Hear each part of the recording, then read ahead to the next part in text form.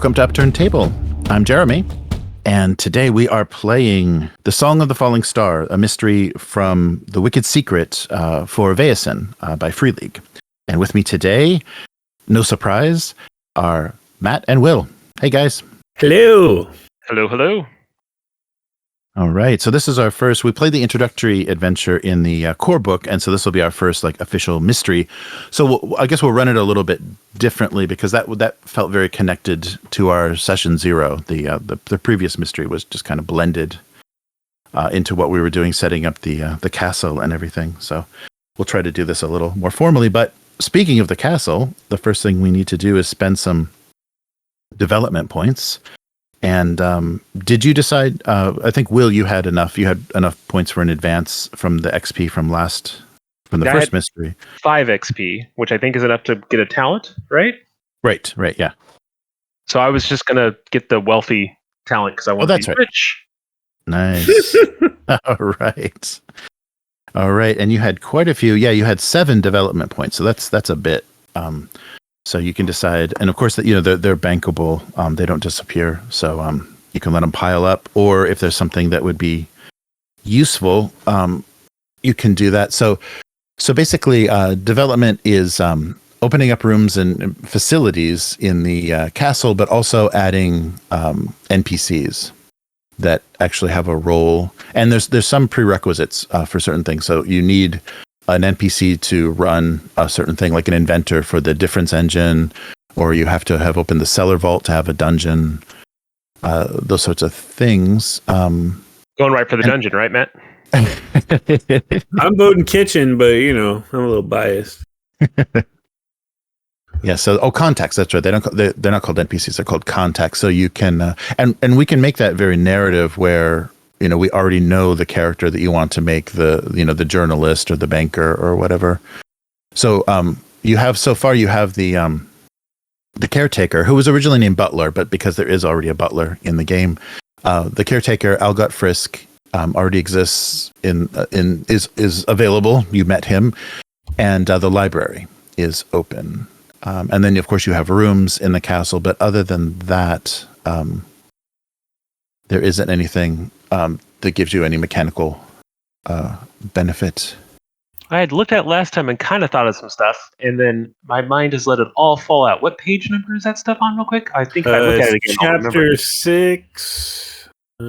Yeah, 89. 89. What's that? Upgrades. Yeah. In the late 80s. Is there a thing for staff on here? I don't see anything. It's They call it, what did I just say? Contacts, I think. Oh, contacts. Yeah. So some of those are needed, probably to either give you the knowledge or to actually run the facility. So do we buy them too, or do we? Yeah, they both have a price. Oh no, it's personnel. It's under contact. Oh, Thank you. Okay. Yeah, I was just thinking a banker, so we could just double down on this whole money thing. But okay, we can look at something else. Yeah, a banker in town. A chef. No, I would judge him too much. How is there not a maid? Right. So does if you have, so how many resources do you have right now, Will? How much is Axel's? My wealth level is now. Yes. I'm at 6. Ooh, okay. Yeah, so you can you can buy the banker because you have to have at least 5 resources, and then you have the banker, and then once per mystery you can add 2 resources. I feel like Niles though might want more Nils. people to boss around. Yes, that's what I said. Okay. So what I really want is this coachman. Okay. But the prerequisite is a stable boy. As opposed to an unstable boy. Yes. Is a stable boy? Oh, stable boy's on here too. Let's see. Oh, and the prerequisite is for a stable boy is a stable. What the? Oh man! Now they got us. It's a pyramid scheme. We could totally afford both because we have 7 points, but we don't have enough for the stable too. Yeah. Right. So do you want to get a coach, a stable, and a stable boy? Let's see. How much does a stable cost? Good question. Ooh, a gymnasium. I could start training to be Batman, so I can Right. not just stand around and expect everyone else to do A things. stable costs 4, and you have to have resources of 5. That's why I'm wealthy. Yeah, you've got the resources. I like the or a vagabond in the group. A vagabond brings a stable because that's where he sleeps, right? I don't understand. So the base stable thing allows each player character to bring a scrawny horse. Right. Yes, without using resources. And then if we chain it through the stable boy up to the coachman, we get a real coach. With scrawny horses? Hopefully you feed the horses. I assume they get better. That's a lot of investment. Well, okay, so we can get a stable and a stable boy. That's 7 points, which is how much we have. Yeah. Well, that would wipe us out, though. I mean, fine with me, but... I mean, if we're working up to just having a sweet Batmobile, I understand.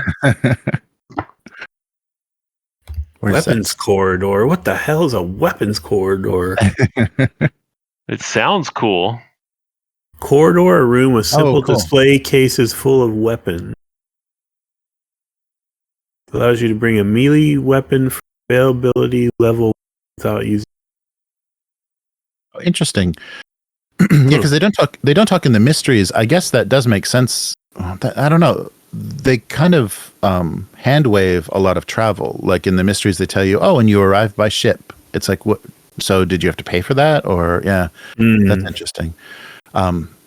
So yeah, horses. I guess horses would be useful. It seems like it should almost give you a resource benefit though, because you wouldn't have to spend any money on travel. Oh, you could open a local tavern, Will. Well, I was thinking about purchasing the Witch Cat Inn. Oh, right. Was one of the... That wouldn't be local per se, but... Well, I mean, it's a few hours away? Mm-hmm. And it mysteriously starts snowing every time you try to go there? Yeah. Yeah, no, that would work. Yeah, I got to see if there's if they give you I think they do, like how much stuff would cost in resources to give you an idea, like what that would be in it. Clues can be found here. Oh yeah, that was something that came up. I realize now. I marked that I had 3 clues last adventure. What did clues do? How do you get 3 clues? Clues. Very early on, I don't know. I have clues, and then I have 3 hash marks. I'm assuming I didn't just write those in for no reason. I don't know what those would have been from. Oh, maybe that was. I might have termed things because the more successes that you got, the more information you get. So it might have been an investigation roll that you got 3. You did well in, so you got 3 of those. So it wasn't like something I'm tracking or holding or something like that. It wouldn't persist. It wouldn't persist between adventures. Yeah, I was trying to think. What do you think? Is this some kind of goddamn board game? Carp pond. See, that's what William would want, but I'm not there. One of the player characters can gain an extra advantage before a mystery. Unwavering calm. Oh, an extra advantage. That's pretty huge. You go meditate with the carp. Right. Kennel. Yeah, kennel dogs are strong in this game. Oh, but we have to have a gamekeeper or hunter first. How much do those go? See, I'm over here thinking occult library. You're looking at dogs and horses. Oh yeah, we can't. Some of these are going to be like we just got to save for them kind of situation. Right. Yeah, they must have hired one of those mobile game base builder. You could recruit designers. Well, you could recruit. What's her name? Oh yeah, that's 5. Yeah, Sophia. Yeah. Oh, that's right. Why do I have Lisa written down? Oh, that Lisa was the opium lady. I could have. Or her. Her. Yeah. That might be a little bit of a risk kind of thing. It'd be fun, but yeah. I don't know why the silverware keeps disappearing. All the spoons are bent.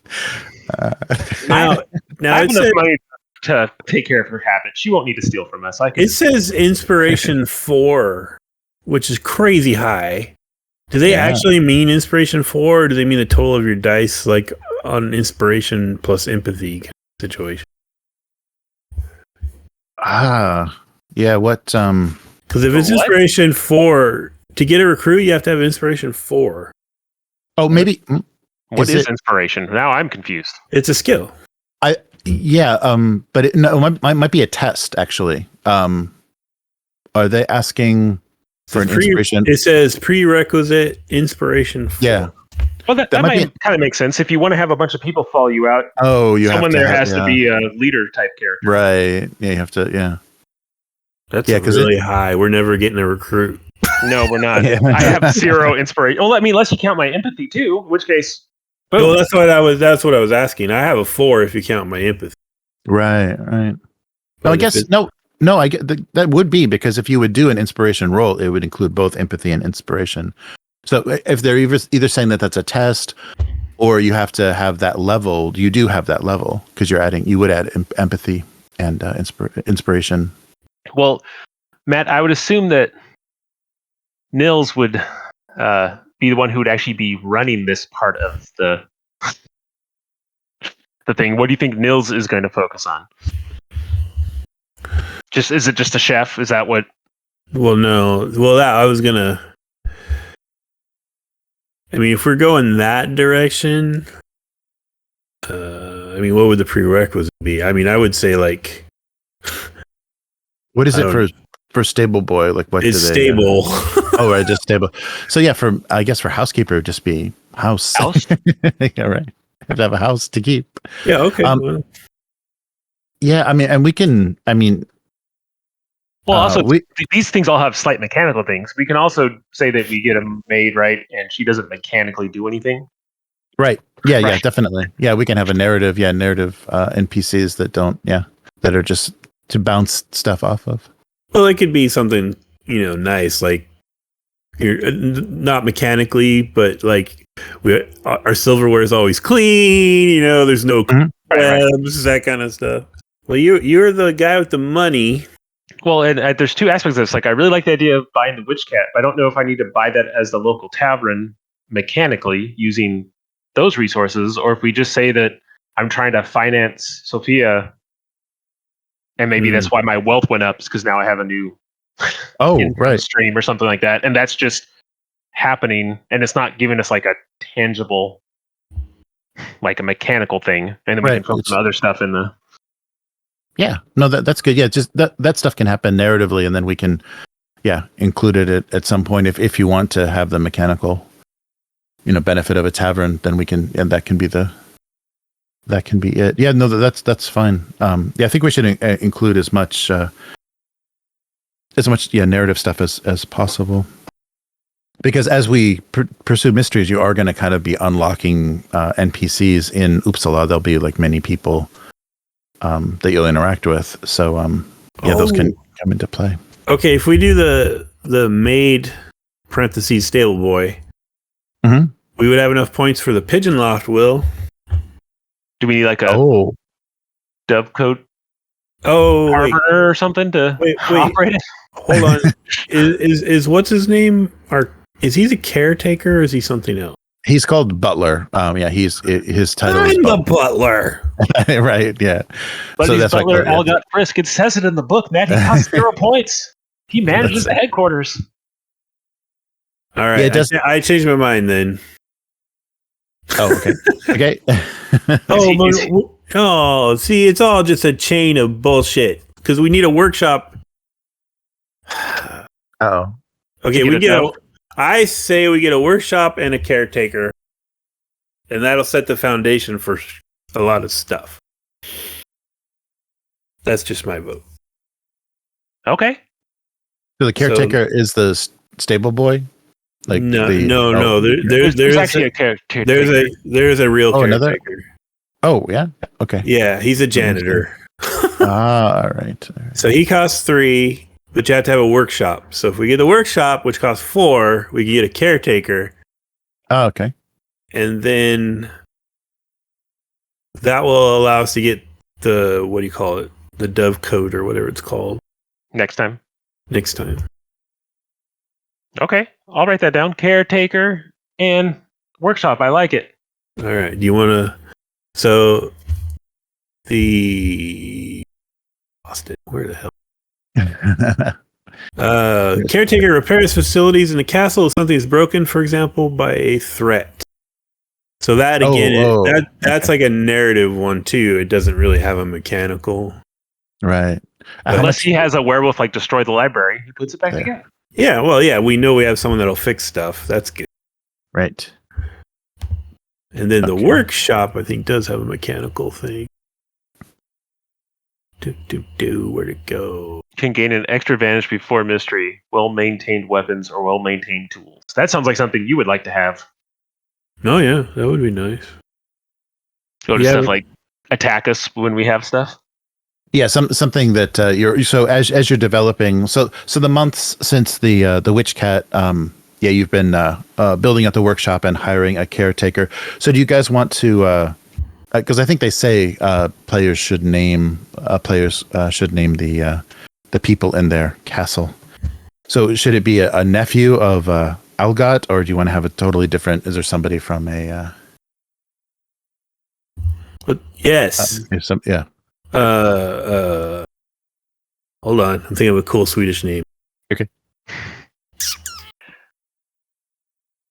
Like it's going to be another Fisk.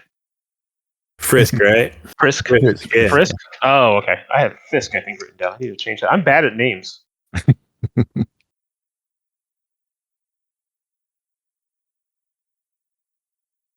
Oh, I do have Frisk. Okay.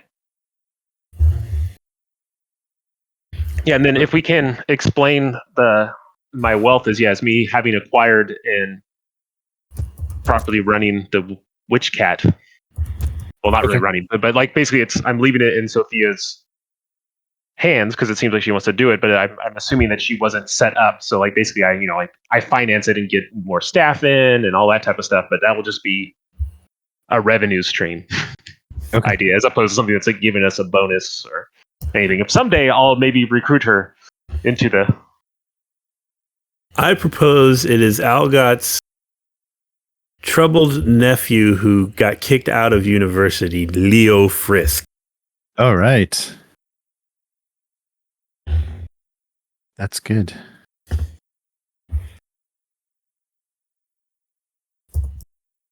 It's funny because you're basically making Algot be the caretaker, and now we hired his nephew to be the caretaker. Right. Yes. Yeah, there's quite a bureaucracy happening here because the guy that's supposed to fix shit now has someone who fixes shit for him. He's literally just the guy that carries the keys now. I mean, what is he? He knows all the secrets. Yeah. All right. So a die roll. So we have to do a die roll for each of these upgrades. Okay. So I got to do a hidden roll. Woo. Okay, every time you make an upgrade, there is a risk a threat will arise. So I'm going to make a hidden roll using the number of dice equal to the cost of the upgrade. And if any of them are a success, then threats happen. So, but I won't tell you. I'll just kind of, I'll mark it down. You won't know, like, the shit you're bringing down on yourselves. So let me... Do you have do one of you guys have like a sheet for the castle or something? Oh yeah, there's one. Oh right. Yeah, we should be writing these down. Yeah, I think it's a character. Here, let me share it with you. I'm just putting it in my notes right now. But okay, yeah, I was handwriting it in my little paper notes. But yeah, if there's a character sheet for it we can save, that'd be cool. What do you think? Well-maintained weapons or well-maintained tools as an advantage? How would that come into play? Like you're going to shoot your gun, and you're like, it's well oiled and lubed. I want a bonus on this. I think it's like all the other advantage stuff, right? That we do before. So it's literally just a bonus when you use the thing. You invoke it, right? Yes. Yeah. Right. Yeah. It's a one-time plus 2. Once per session, right? Okay. Yes. Yeah. Once per session. Advantage. Once per session plus 2. Gotcha. Upgrades. Oh, nice. Oh, look, I can just drag and drop. This is great. I forgot. Okay, so you guys got the workshop. Boom. And you got a caretaker. Are we supposed to be able to see it? I can Not see yet. it. Oh, you I can it? see him. Yeah. Oh, you see the castle pages up? Okay. Under the characters? Well, it's under the Vaesen core game. You open that up. There's headquarters and initiative. Okay. Cool. Can you rename him? Is that allowed? Oh my goodness. Leo Frisk. And I'll make sure I'll just keep that in there so we remember what he is. Caretaker. Yeah. We're gonna. Oh, I spelled Laura. That's the Estonian. That's the Estonian spell. That's how it's spelled when he's been out drinking with his buddies. All right, and cool. Yeah, you can just click on it and it drops down a little thing, or you can. And the facilities tell you what they do. That's nice. Yeah, maintained weapons or material. And so remember, actually, it's an extra advantage. We didn't do. Yeah, right. It's above and beyond what you can learn on the trip. We didn't do a resource roll before that last mystery, or I guess we did, but we didn't stock up. Like you guys didn't buy anything, but you do have the option. Things that equipment or anything involved in that mystery, you can keep one of those. And I would actually say, let me take a look and see. Heroin. Heroin, yes, that's right. You can keep the opium. Threw all the perfume on the fire. Right. Next time you're freaking out, I need to calm you down. Yeah. Oh no, you have this. Yeah, you have this. So I'm giving you another facility because this was something that silver butter knife. So yes, exactly. That's Sophia's mother. You can keep that if you want. Sophia's mother. So this will be an additional facility because if you have an occult book from a mystery, if you decide to keep that, I'll unlock. Oh, nice! Unrolling. Can we do the occult library or whatever it is? Yes. Yeah. Oh yeah, that's what I'm after. So I'll give you that without the roll because that can be like equipment that you keep. Wait, what did we keep? A whole library? Yeah, remember the bookshelves? Aksel was packing up the shelves of Sophia's mom in Sophia's mom's room, Nora's room. Nora had a whole library of occult books. He took all her shit. And then I bought the inn, and then I said, "Here you go." So that'll give you once per mystery. A player character can gain a free success on a roll for locating or understanding occult knowledge. You must state what information you recall from the library. Ooh. So let's roll with that. Yeah. Oh, so you don't even have to be in the library. Right. Yeah. It's just something that when I was browsing, I'm always in the library, Matt. What are you talking about? Nice. Just come on, upgrades, facilities. That lets us work towards a mystic too, because I think we need an occult library in order to get a mystic. Oh, nice. You want a mystic? Is it? Yeah. So occult. It's not. It's so, they didn't. Do so it. banal. So mystics are banal. Beneath you, sir. It's beneath you. There we go. Okay, cool. Okay, yeah. So we'll add that as the resource that you kept. And how about Niles? Did Nils Oh my bring? God! Sorry, did Nils bring anything? Anything back? Or save anything from? Yeah, he had pea-stained trousers. We need a laundry. Okay. Yeah. No, I don't. I mean, I was so messed up most of that adventure. I don't. Oh, right. I don't think so. I mean, okay. I brought back what I think is a way to make blood sausage stew taste not horrible. Okay, a nice recipe. Okay, cool. I imagine I have pieces of the shadow puppet thing in our occult library too. I don't know what we'd ever do. Broken. Oh, sure. Yeah, definitely Yeah, broken. Yes, you definitely broke it. Yeah, no, that's good. That's gonna be our man, now recurring there's thing. gonna I'm be trying like to learn and preserve everything, and you're trying to smash and destroy everything. now there's gonna be like little figures in the occult library. It's gonna be so creepy. Yeah, you have to roll. You have to do a fear test every time Nils walks in. You remember that old syndicated Friday the 13th show? Oh yeah, Yeah. That had nothing to do with the movies. right. That's what we're building right now. It's just like this collection of evil shit. Nice. Yeah, or that weird room that the Conjuring couple has, where they just collect trophies from all of their. Possess things. Oh yeah, Annabelle, the evil doll. Right. Nice. All right, cool. Yeah, that's good. So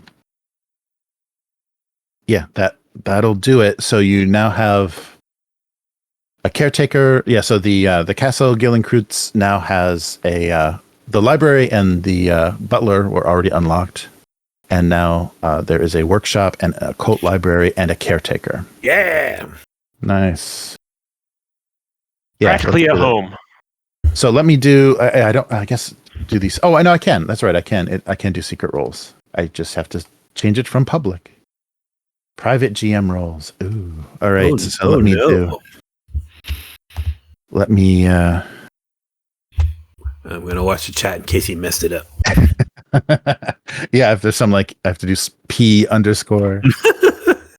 Oh, it's got question marks. That's cool. Mystery. Game Master privately rolled some dice. Mm-hmm. What's he doing back there? What's going on? All right. So this is like a downtime. Does stuff happen kind of roll? What is it? Yeah. This is every time you do. I guess it's kind of like threat. They call it threats, and it's like when you generate threat in the 2d20, you're getting attention from expanding the castle, and I get to determine narratively how that works. So it doesn't come up immediately. It may come up while you're gone. That's why you like a caretaker to repair stuff. So people may show up and try to steal stuff, or people may. So security next is what we need. You're right. You need a trench. There are guards on there. Yeah. Yes. Well, I'm glad we didn't bring Sophie over. She could get in some trouble here too. That wouldn't be good. We'll wait until we're a little bit more secured and have a good base of operations for her. Right. All right. How come the little circle next to where it says Game Master, it says Street Child? No. Oh, you didn't see that, did you? That next. No, that was also hidden. Okay. Question mark. Cool. All right. I'll unhide my rolls now. Okay. All right. So, yeah, I have that. So that'll come up at some point. Something may or may not. All right. Are the heavy black lines running through the map train tracks? I think so. Yeah, that would be the only thing that makes sense. God, I really wish you could pop these windows out. That would be so nice. Yeah. But really, they do make it, because you can't resize them. So, or you actually can a little bit. All right.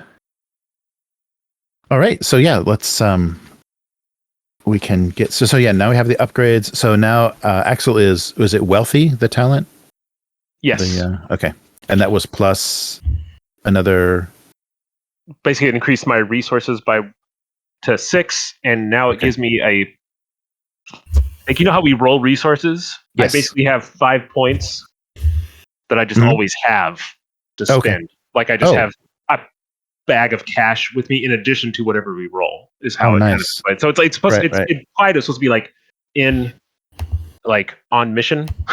And it also, I have a +2 because I have so much money to do social rolls if I'm throwing cash at people. It says is what mechanically that's doing. Wow, that works. All right. Okay, so it's been it was winter when you ventured, maybe kind of late winter. So it's been a few months as you've worked with Algot Frisk to help build out the castle. You in that process, you've started construction on a workshop and hired Leo, his nephew, who's a bit of a troubled youth and was kicked out of university. Let's say he was at university in Lund and was expelled, and so he's a little bit rudderless at this point. So his uncle decided to bring him on staff. So Leo will help you maintain, and for some reason he has a good knowledge of firearms. So he'll help you maintain your revolvers and any weapons that you end up keeping in the castle, and is doing that in the the newly established workshop.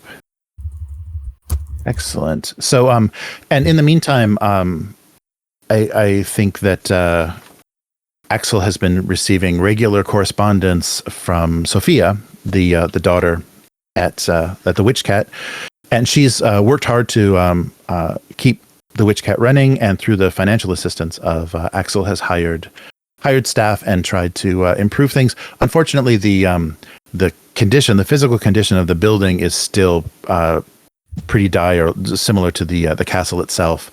There's still it's still leaking, and there's still rot. No matter how much of your money she's thrown at repairs, it doesn't seem to. Is she scamming me? I'm trying to help her out here. Give me money. But her, she's very curious also about your knowledge of the occult and the supernatural, and she's constantly asking you questions in these correspondence, and says that she uses us for inspiration for her plays. She still wants to write plays and wants an inspiration that's not her nightmares. That's not something that was possibly an evil force, but those dreams and her experience of seeing the life of was it Oscar? I forget seeing the life of the artist that she portrayed in her shadow puppet theater. Made her want to continue her creativity, but use other inspiration. But it definitely, the experience with the Revenant has made her very fascinated by the occult, and that's been a heavy influence on the stories that she wants to tell.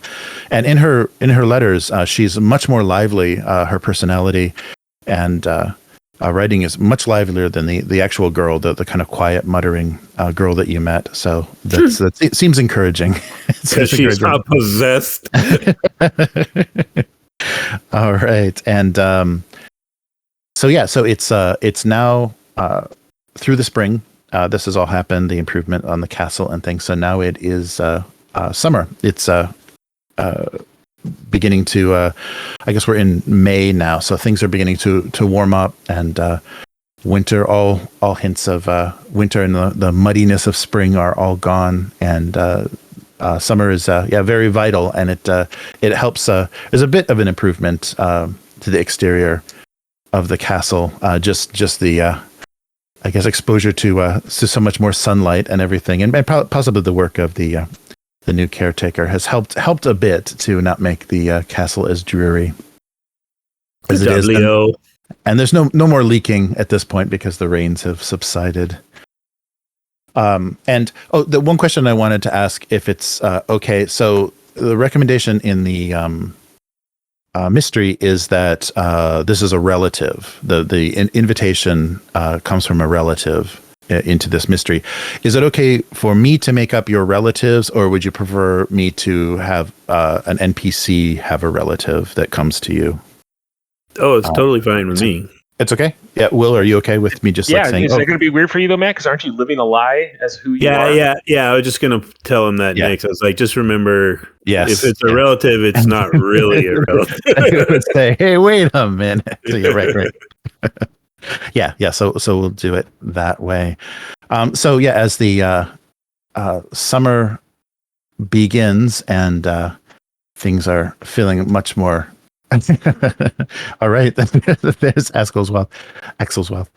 There is much more hopeful, and so you have definitely also established the reputation of the society. So now it's becoming, especially at the Uppsala University, it's become known that the society is now back in business, and even Olas has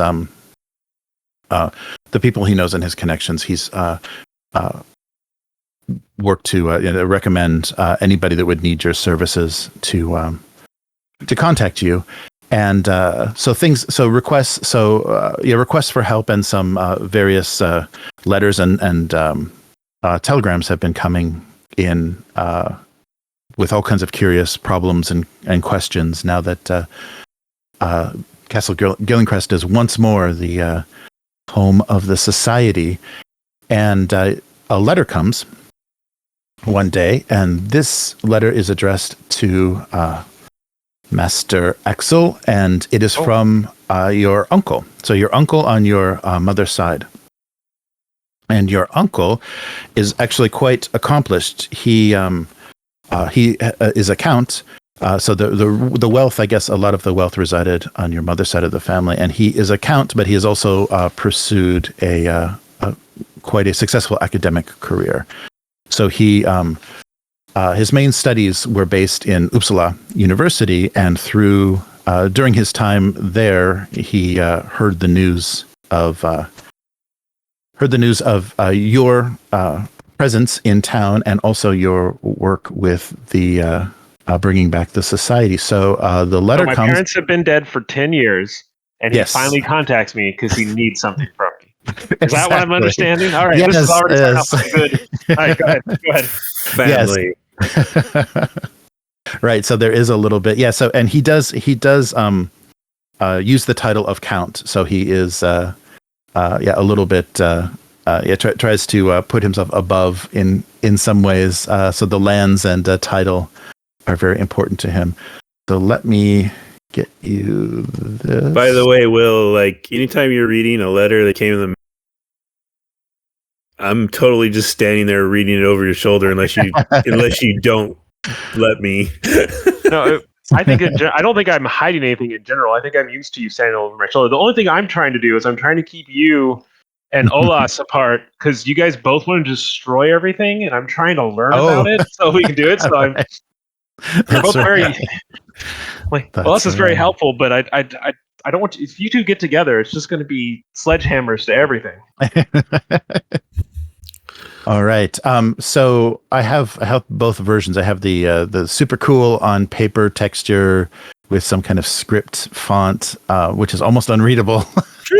But then also, I have a plain text version. So do you want to read this into the record? So we have an audio version of this, or do you want me to read the uncle's words? What do you prefer? Either way is fine with me. Actually, I think it'd be amusing to have Nils read it over my shoulder aloud. What would be? Excellent. All right. So here is the letter that arrives. Let's see. Can you guys see that? And let me. It's slowly loading. Okay. So there should be two. There's figure, handout, invitation, and then there's just handout. And handout is plain text. The figure is like a JPEG. So if it's unreadable, click on that second option. Can you see it? Yeah. Oh yeah, I see it. Okay. So I just as a matter, I imagine I've just brought in a silver platter with your lunch because you're probably in a library, right? I think I'm in the cult library. Yes, your favorite place. Right. And literally I've set down the lunch in front of you with this piece of mail and a course list for the Uppsala University theater program. Because I'm going to recommend it to Sophia. Nice. Oh, look at you caring. But I just don't want her building things anymore. Oh, go take a proper set design class. All right, I'll read this for you, sir. Dear cousin, I am writing to request your assistance in your capacity as a member of the society. Something strange. Oh, you dropped out. Sorry, Matt. You dropped out the society. Oh, really? Yeah. Right. Get up on that mic. Yeah. Let's see if it's doing the noise cancel. It's like right in front of my face.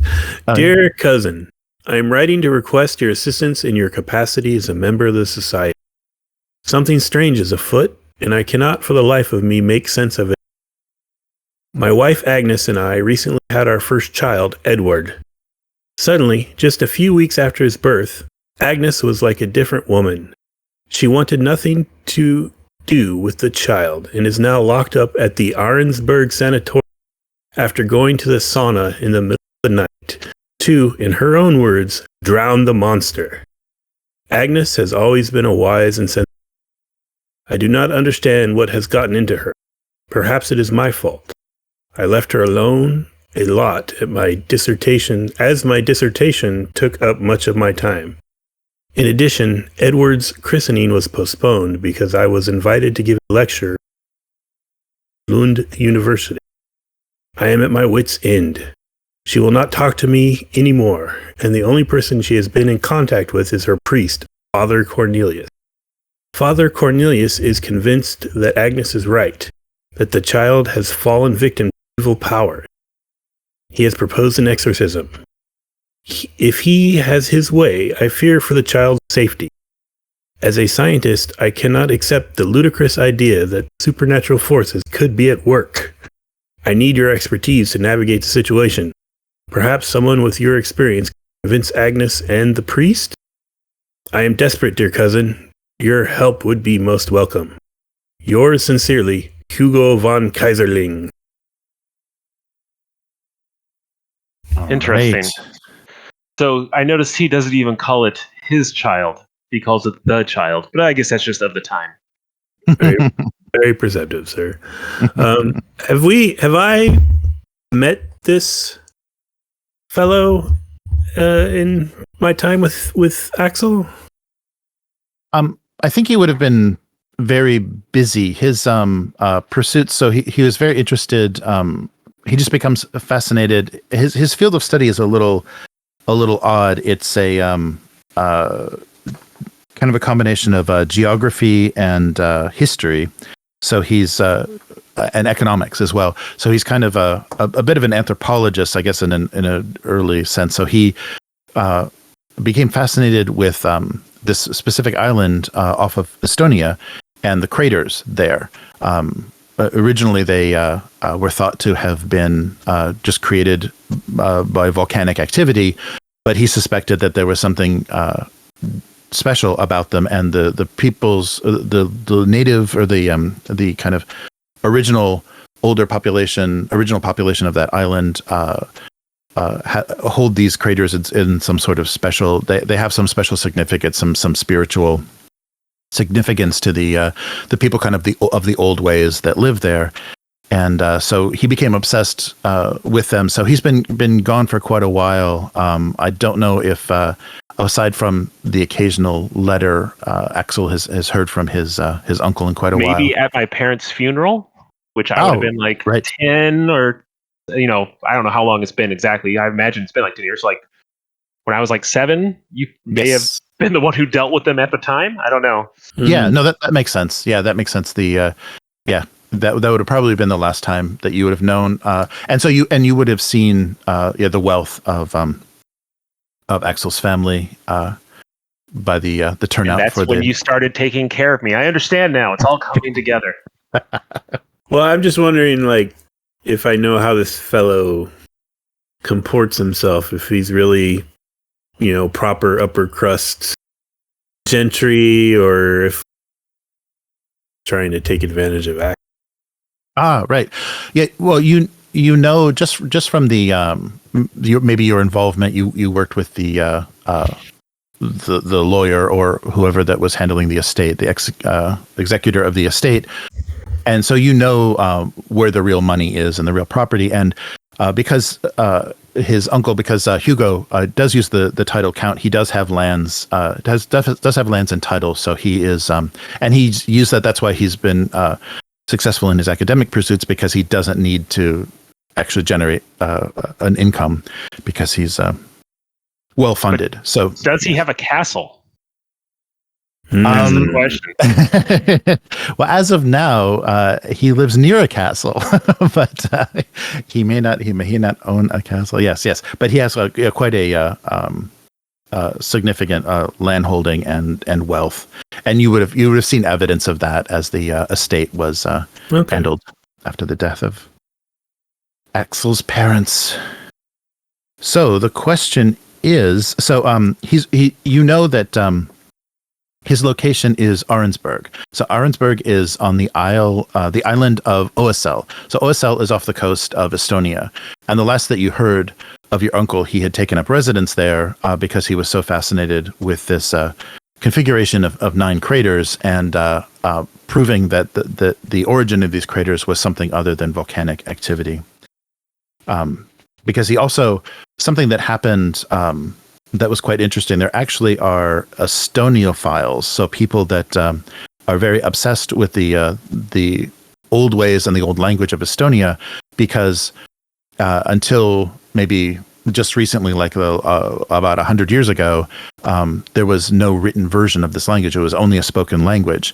And a lot of it, so people became obsessed with the stories and kind of the supernatural and the spirits that were spoken about in this language. And so there were translations that were made of a lot of these tales and songs. A lot of these stories are actually told in song in Estonia. So it became very popular. And actually, especially in Finland and other parts of Eastern Europe, the Estonian culture became very influential on establishing their own kind of folk cultures and folklores, because this was such a rich body of stories and song about the old ways, and so those are being, of course, being lost, but there are still people that are very interested and want to preserve them, and so Hugo was one of them, and there he saw a connection between this folklore and some of the songs, and also the those craters specifically on the island of Oesel. So I think Nils sets the letter down in front of Aksel after reading it and just sort of waits, like, well. I finished scribing a note of some book that I'm reading in the margin of the book so I can get my thoughts down. It sounds like we have a case. Maybe. It's family. I feel like at least I should show up. I didn't even realize that they had a child. So many things. Yeah, right. You didn't receive any birth announcement or anything. So yeah, that is surprising. On the border with Estonia. How very rustic. So, is it quickest to take a boat? And he's on an island, right? You said? Yes, yeah, he's on the island, off of Estonia. So yeah, you would be able to, yeah, and if you consult Algot, so Algot Frisk would know a lot more about the kind of local travel routes and things that have been that the society has already established. So yeah, he says that he knows of a schooner called the Letitia that makes regular trips to this island. This island is actually quite popular.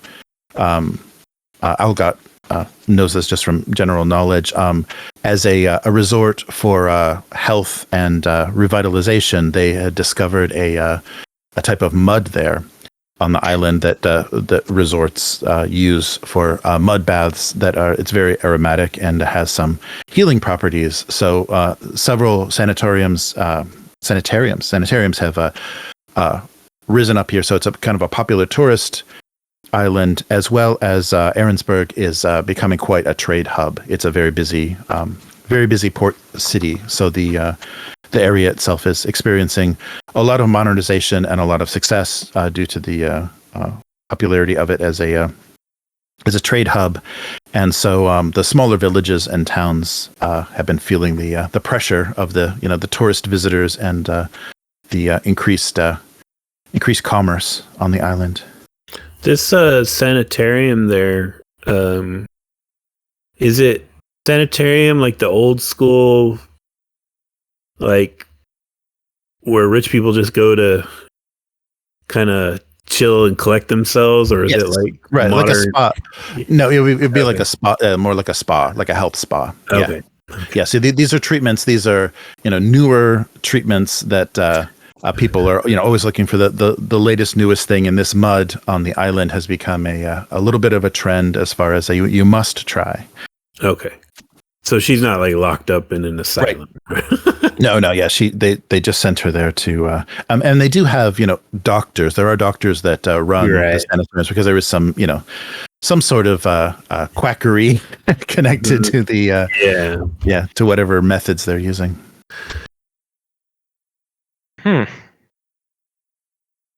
Well, let the staff know that we'll be leaving in the morning, and we'll get Algot to set up transport.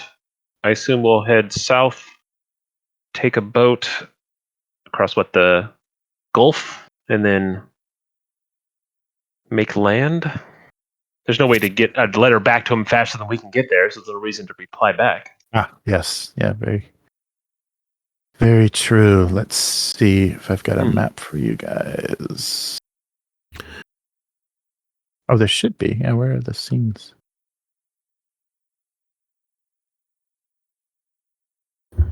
Oh, here we go.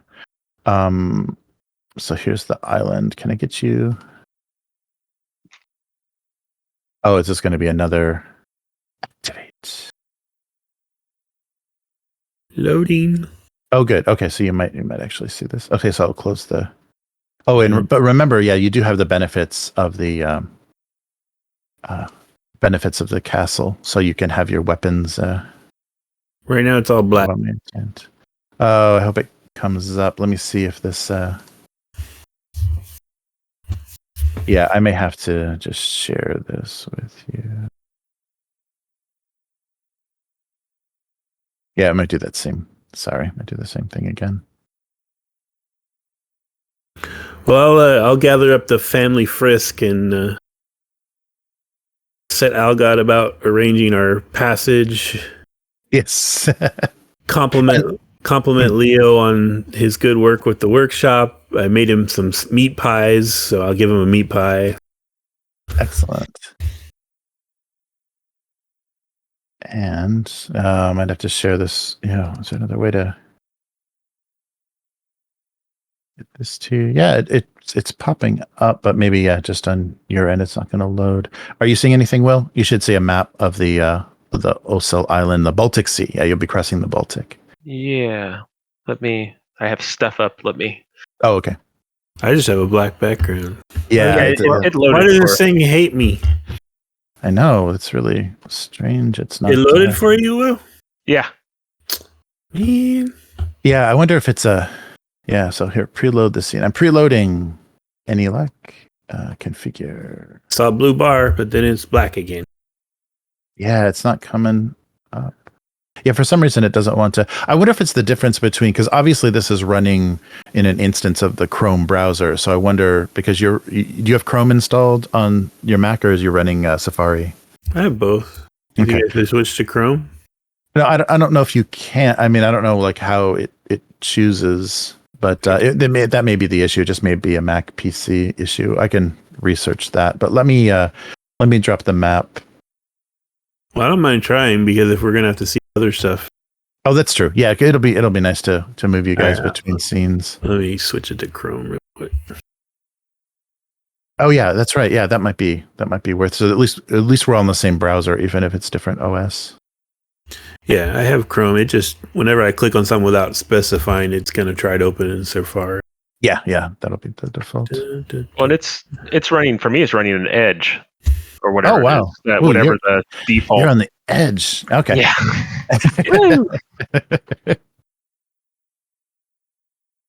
Let me log in here. Yeah, because I'm running just the app, but it was telling me that Chrome wasn't supporting the WebGL. I'm running the actual software, so it must be making a server, and it must use some sort of browser protocol to make the server. Oh, do we have? I mean, they speak a slightly different language. Hey, I got a map! Woo! Yay! Oh, good. I'm glad that worked. Okay. Yes. So, so you can do a little bit of research. I can tell you. You can do. Well, they speak Estonian there, but Estonian is closer to Finnish than it is to Swedish. Right.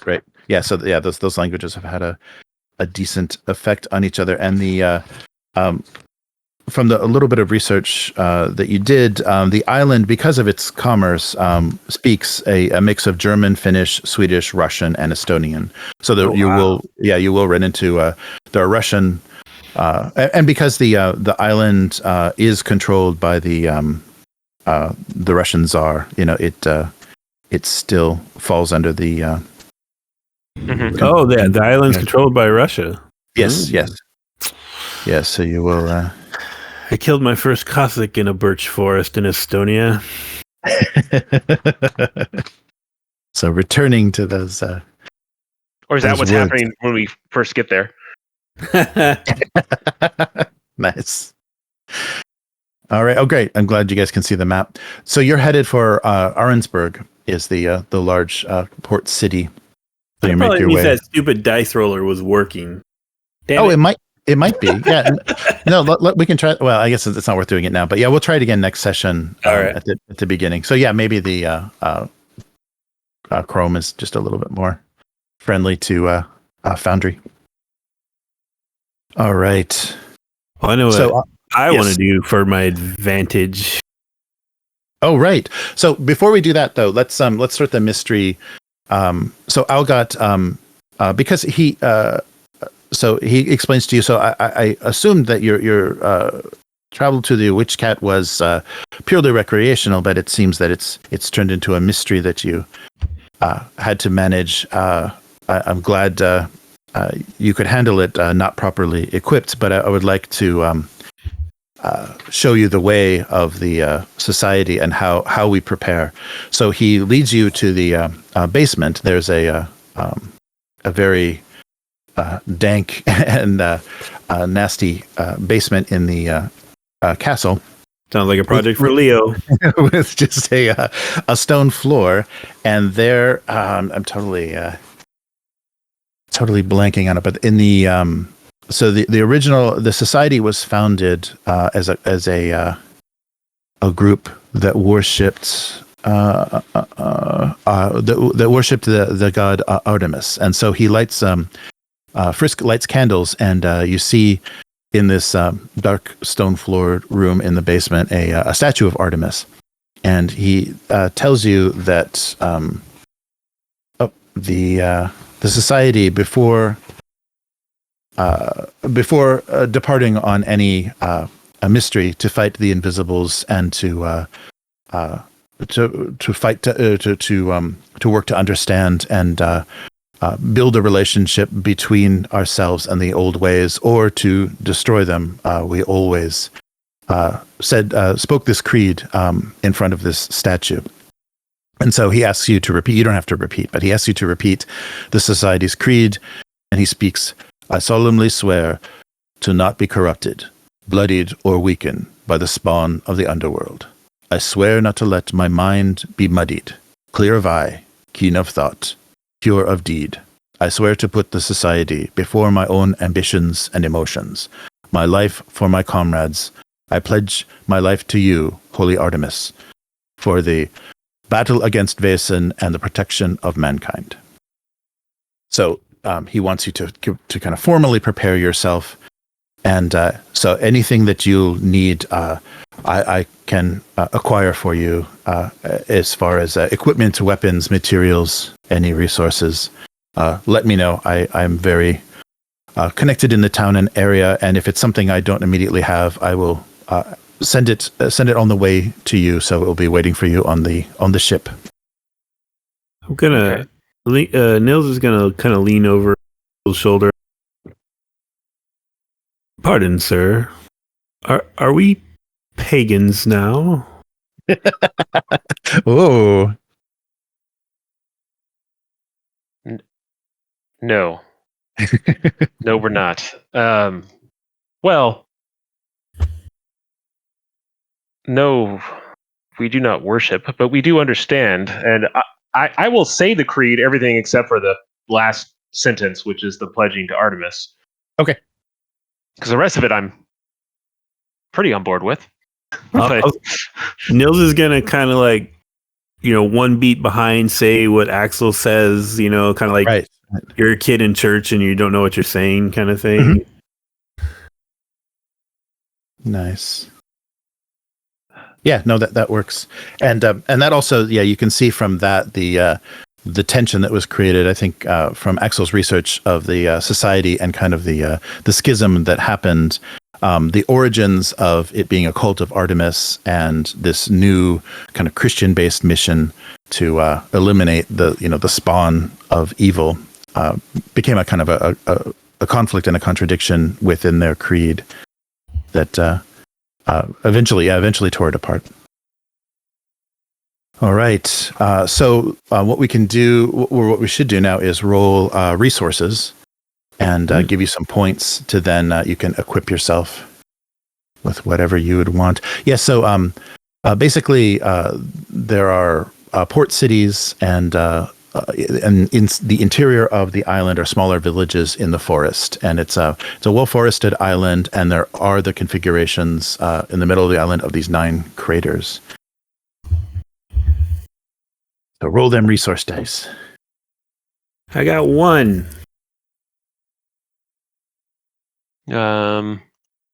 I got 4 successes. Wow, that was nice. Wow. You roll really good in this game, Will. Nice. So you can you can anything that you'd like to add under equipment or anything. Where's the cost of things? Well, I kind of was looking at the equipment, and most of it Is it cost the availability? I think that's it's how I think that's kind of rarity, like how hard it would be to acquire. Because it looks like they replied it 2 ways. There's another part where they kind of imply like you roll for it each time. Right? Like, that's I right. have money, and it's like I want a camera. I need to roll and get 3 successes to get a camera. But you also roll at the beginning. Yes. Then get resources, and that's what that like extra. What was it again? 5 or whatever it is successes basically I have is lets me. Yeah. So on get stuff.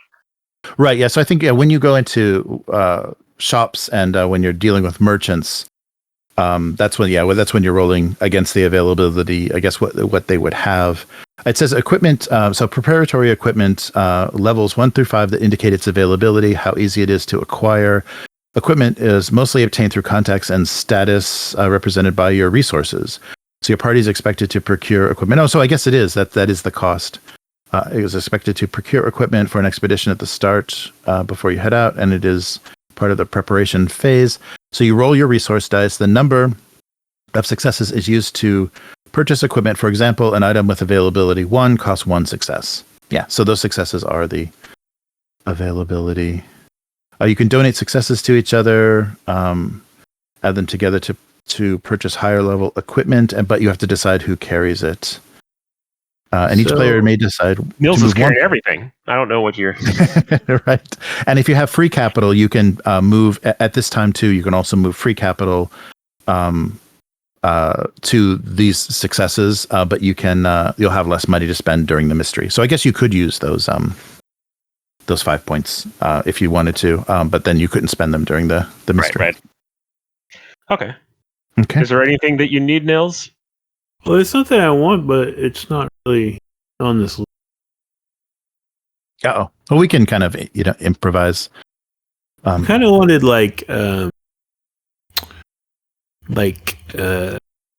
archaeological dig tools, like small shovel, small pick, kind of. Mm-hmm. I mean, I see a crowbar, but yeah. Let's see if they have anything. They don't really. Yeah, they don't have anything like that, really. Uh-uh. Well, how about let's just go instead of chemical equipment, let's just go with excavation equipment or archaeological equipment. We'll give it the same availability, and then instead of determining cause of death, it'll just give you a bonus to any investigation of Earth or any archaeological examination of a scene. Okay. It'll just give you a bonus. Then I would borrow 1 krona or whatever we're going to call it. Sure. Sounds good. You can have it, Nils. Buy all the shovels and pickaxes you want. Thank you, sir. All right. I always say a happy butler is a good butler. Nice. Yeah, so that'll give you a +1 bonus and to investigation. Equipment. I imagine that I would, to be practical, I would. There's maps. What was that? I was just saying there's maps. Oh, maps. Okay. I'm thinking, because I'm thinking outside of solving this particular circumstance, but I'm thinking a camera is. Oh, there you go. Like, I want to start documenting things, so that is what I am spending my remaining 3 points on. Okay. And if we need, there's stuff like provisions and stuff here, but we're going to my uncle's estate. I'm assuming that he will give us dinner. So, right.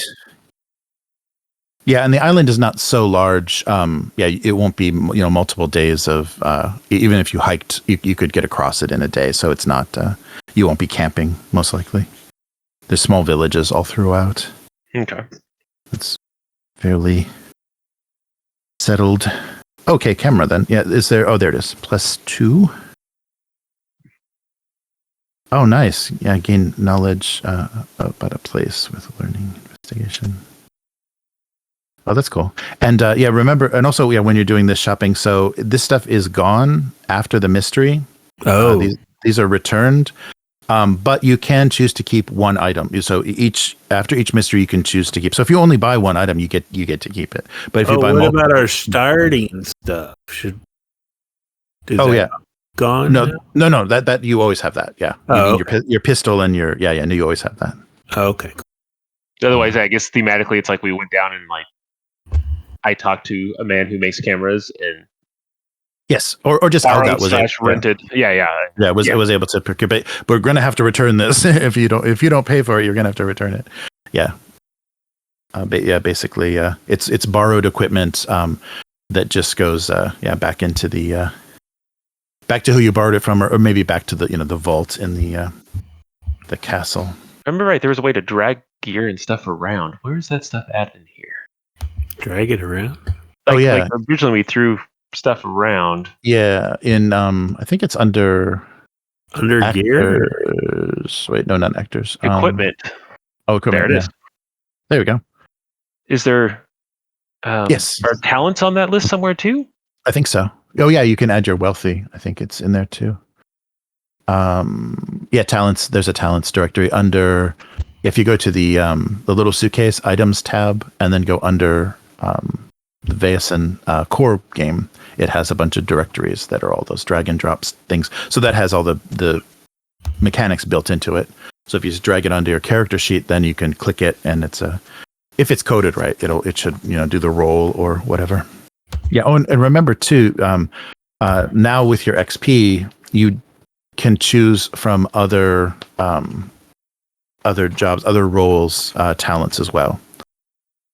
So you can or skills. I'm sorry, skills. You can buy skills from. Or I'm sorry, no talent. It is called talents. You can buy talents from other things. So you can, with a little bit of narrative explanation, you can have a talent of a writer or of a vagabond.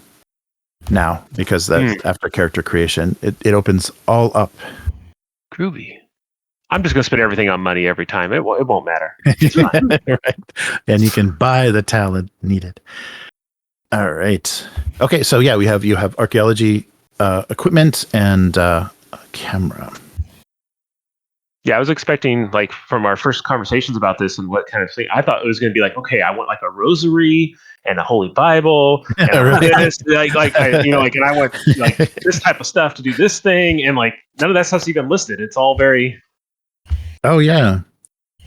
I guess because we're not directly confronting things usually, so it's right. Well, there is. I thought I did see a Bible. There's extremely strong poison. Nice. I almost got instead of the camera, I almost got the chemical set, so I could make my own poison if I wanted to. Nice. Toxicity 9. That's same as Forbidden Land. Oh yeah, yeah. Is that like a 9 dice attack? Is that what it is? Yeah. Ouch. That's extremely strong. Old scrolls. That sounds awesome. Yes. And they're not easy to find either. Yeah, I don't want to take those out of the occult library. I fear we'll damage them on the boat, right? Right. They won't make it back to their shelf. Funny, very eccentric group of things. Because there's a disguise and there's an elegant disguise. Right. You're still breaking up a lot for me, Matt. Yeah, you're dropping some words. Is there are there any settings for your mic about the noise cancellation or something? It seems like there's something that's like catching you. I don't know. Okay. Yeah.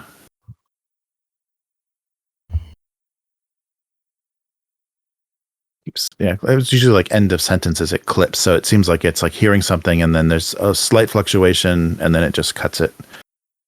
But it could be internet too. It could be how it's sending it. All right.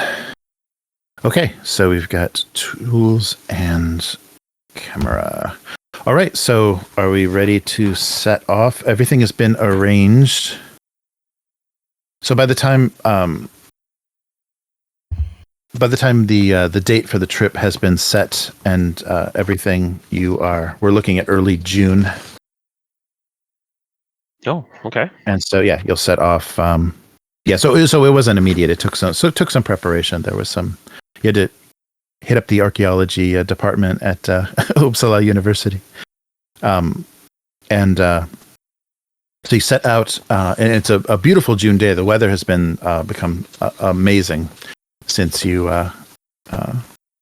returned, and the spring was nice, and the summer is just unbelievable. So you need to take a coach from Uppsala to the Swedish coast, and then from there, I've had one of those. Oh, right. And from there, you board the schooner Letitia and sail to Arensburg. So the weather gods smile on you, and you spend the voyage enjoying the sun and the mild wind. Even you see a herd of seals gathers around the ship and curiously watches the travelers. You sail to Osel and frequently can tell. Oh, let's see. So as you sail, we'll do your advantage, so you can kind of decide what you did during the trip to get your advantage for this mystery. And there isn't. So a little bit of maybe study that you did before. So the Baltics in the kind of mid-19th century, there was I talked a little bit about a trend that arose. So after many years of Russian rule and serfdom, the Estonian language, which was then so far only a spoken language, was recorded in writing by Estoniophiles, mainly from Sweden and Germany.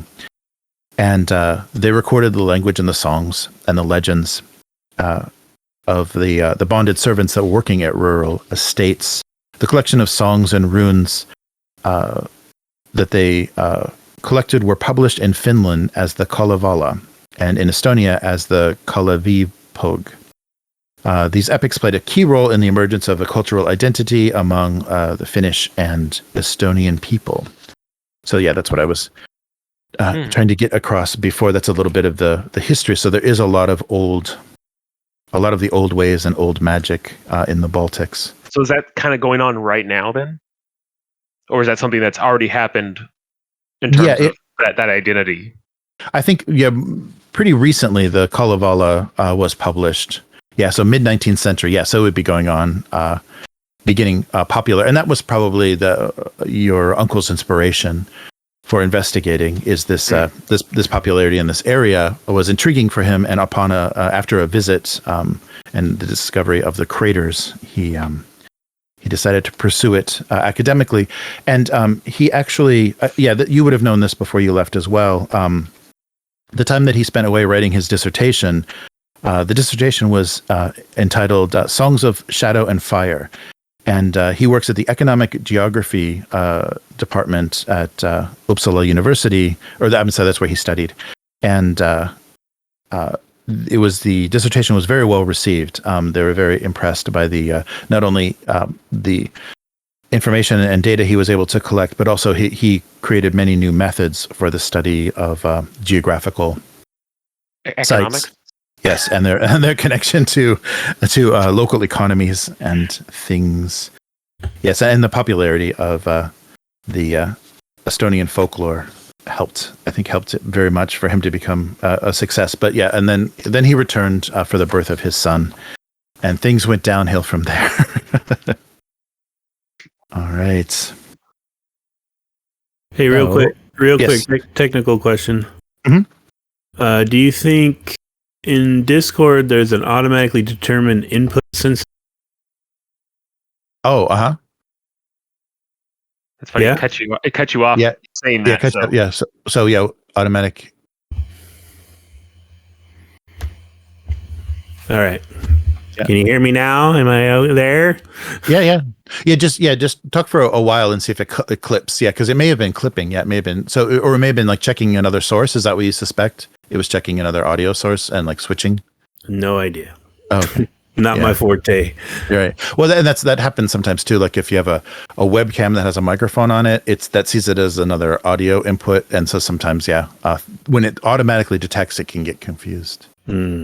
So, yeah, it sounds good now. Yeah, I don't hear any cutout from you now, so that's good. All right, we'll give it a shot. All right. Okay, so how would you like to prepare on the trip? Is there anything you'd like to study or practice to give you advantage in either investigation or combat or just thinking? Yeah, I think that I sit down, because this seems like his own possession. I sit down with the Bible and read it through. Oh, okay. Trying to, I'm trying to do every Catholic Christian like thing that I can relate, and trying to basically, I'm thinking of it as all the other books of lore that I've been reading regarding these subjects. Okay. Interesting. Okay, good. So I would say knowledge regarding religious things is yes. Yeah, that's good. Yeah, because you're going to be dealing with the Orthodox priest there that your aunt has befriended. I need to catch him in his mistakes or agree with him when he's right. Yes. Yes. Excellent. How about Nils? So Nils is going to take a travel log out of the library because you told us what this adventure was going to be. I've already planned it. All right. Specifically, he's taking out Estonie sans personnel by Michel Saint-Marin, which means Estonia without staff. And he's a notable French travelogue writer who traveled all of Estonia and the surroundings on his own. Excellent. And wrote a book about it. So excellent. Yes, you'll have intimate knowledge of the island. Then, oh, that's good. So you would know from that reading that the oldest villages in the center of the island, and specifically, you can see it on the map. The Kali village is the one that contains the 9 craters. It's kind of surrounded. It's built among the 9 craters, and that's the point of interest for Hugo and his research.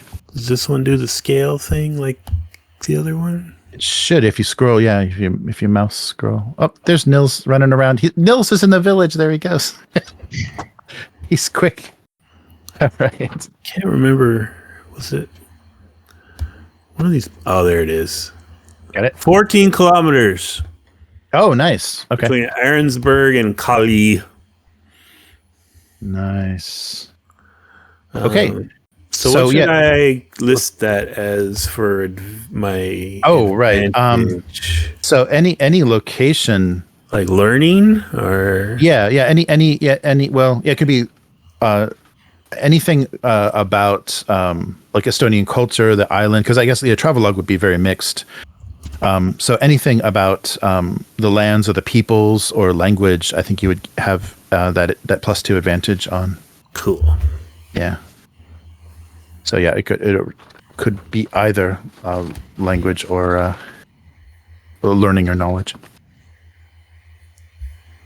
All right. Yeah. So logic rolls. All right. That's good. Okay. Yeah. That's perfect.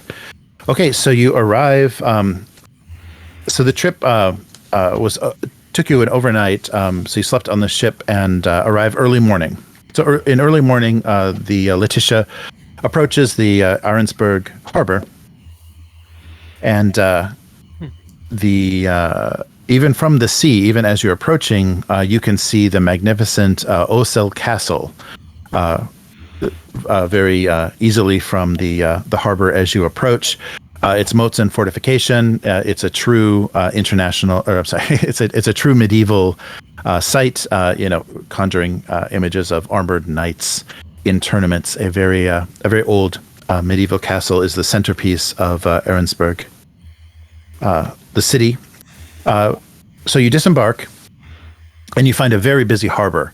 The smells of fish and tar and spices, newly tanned leather and livestock are everywhere. Cargo is being unloaded from boats. Fish are being auctioned. There's a jostle of many dock workers at the harbor with people waiting for shipments at the dock.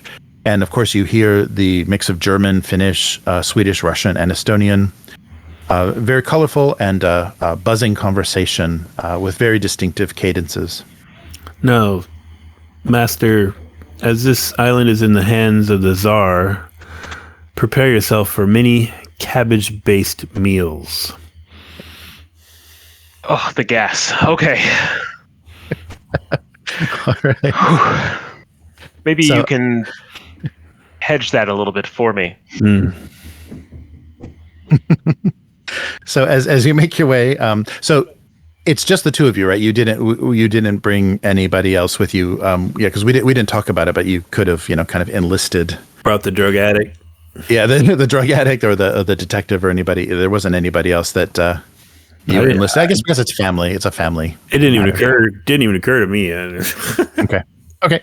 We're so good at this. I mean, for me, it'd be another priest was what we would bring, or another mystic, and we don't have any of those on the payroll. So right. Okay. We need a young priest and an old priest. Yeah. All right. Well, as you make your way down the gangplank, you're greeted by a scrawny valet. He introduces himself as Teet. Greetings, young master. I've been sent by Count Hugo to bring you to wherever you need to go. Currently, as you may know, his wife Agnes resides at the Arensberg Sanatorium, and Count Hugo is currently at home on his estate. I can take you wherever you want. And he points the way to the coach and helps Nils with the baggage and equipment that you brought. Yeah, I'm very careful, regulating which bags he's allowed to carry. Nice. Okay.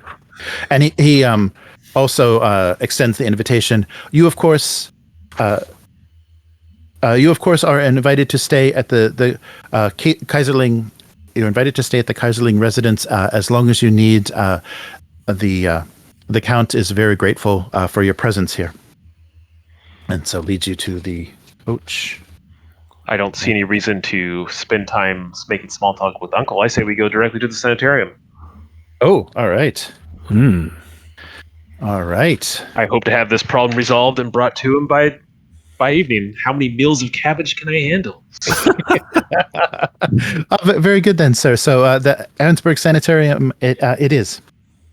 And so, let me take you. Is he just some random kid, or is he in the employ of the? He's in the employ of the Count. Yeah, it's a personal valet. Yeah, of Count Hugo. Oh, well, in that case, he has to sit on the top. Yes. What time? Right. I'm sorry. How far ahead have we moved? Like, are we out of the winter, or is it still? Yes, yeah. So we're in early June. So this is like the first few days of June. Cool. Yeah, beautiful summer. So yeah, everything is green. And so I moved you guys. Can you see the Ahrensburg city map? Yep. Okay. So there's the harbor, and as you can see, the centerpiece of the town itself is the castle. So the moats around the castle rises high in this kind of park-like area. So this the carriage takes you as you approach the castle from the harbor. The coach takes you off to the kind of northwest along a wide road to the sanitarium, and there's you can see a row of these very similar structures. So they've kind of been built like a beach resort, like beach hotels. They've all kind of occupied this area along that road. And as you're kind of rounding the castle park, Tiet says, if we continue along this way, the Van Kaiserling residence is further to the east, and but first let's stop here. The doctor attending to Ms. Van Kaiserling is Doctor. Oh, he doesn't have he's got stats, but he's just like a little tiny box. Where is he? Yeah, I'm looking through papers, so it's easier to write on stuff, but it makes it harder to sort. So Dr. Norman is who is attending the Countess. She would be a countess, right? If she's married to a count, right? It makes sense to me. Yes, the countess is being attended by Dr. Norman. You should be able to easily find him, and I will, of course, continue on. I can continue on and bring your luggage to the residence, or I can wait here. What would you prefer? I don't think we'll be here. Well, I'd say drop off the luggage and come back. After this, we may want to go to the church, and who knows when we'll get back afterwards. So I'm going to remove the bags that have my gear and the ones I assume Aksel's books are in, and keep them. Keep them with us. My camera.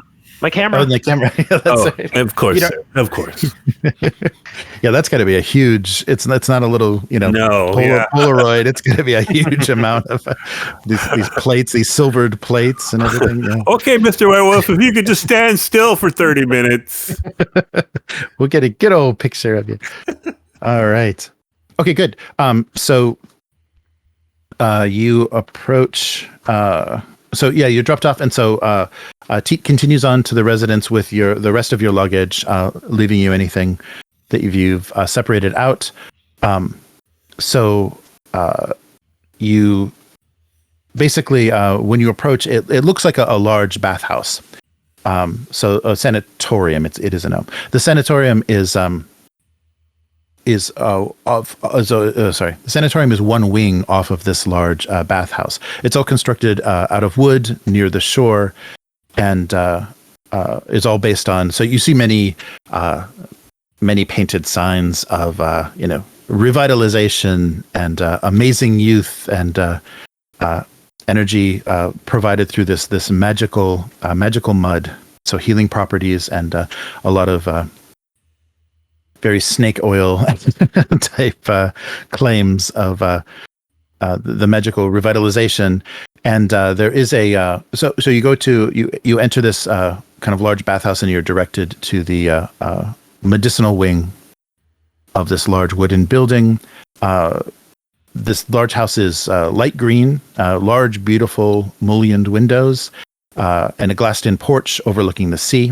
There are many rooms off this main building, and there are two wings, a medical and a more just recreational.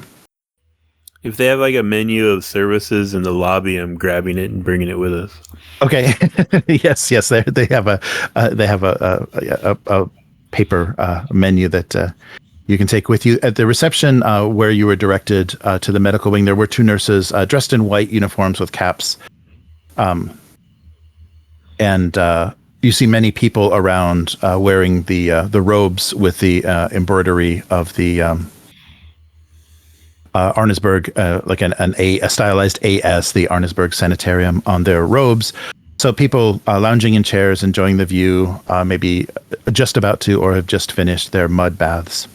There are water decanters on just about every surface. The properties of the water have also been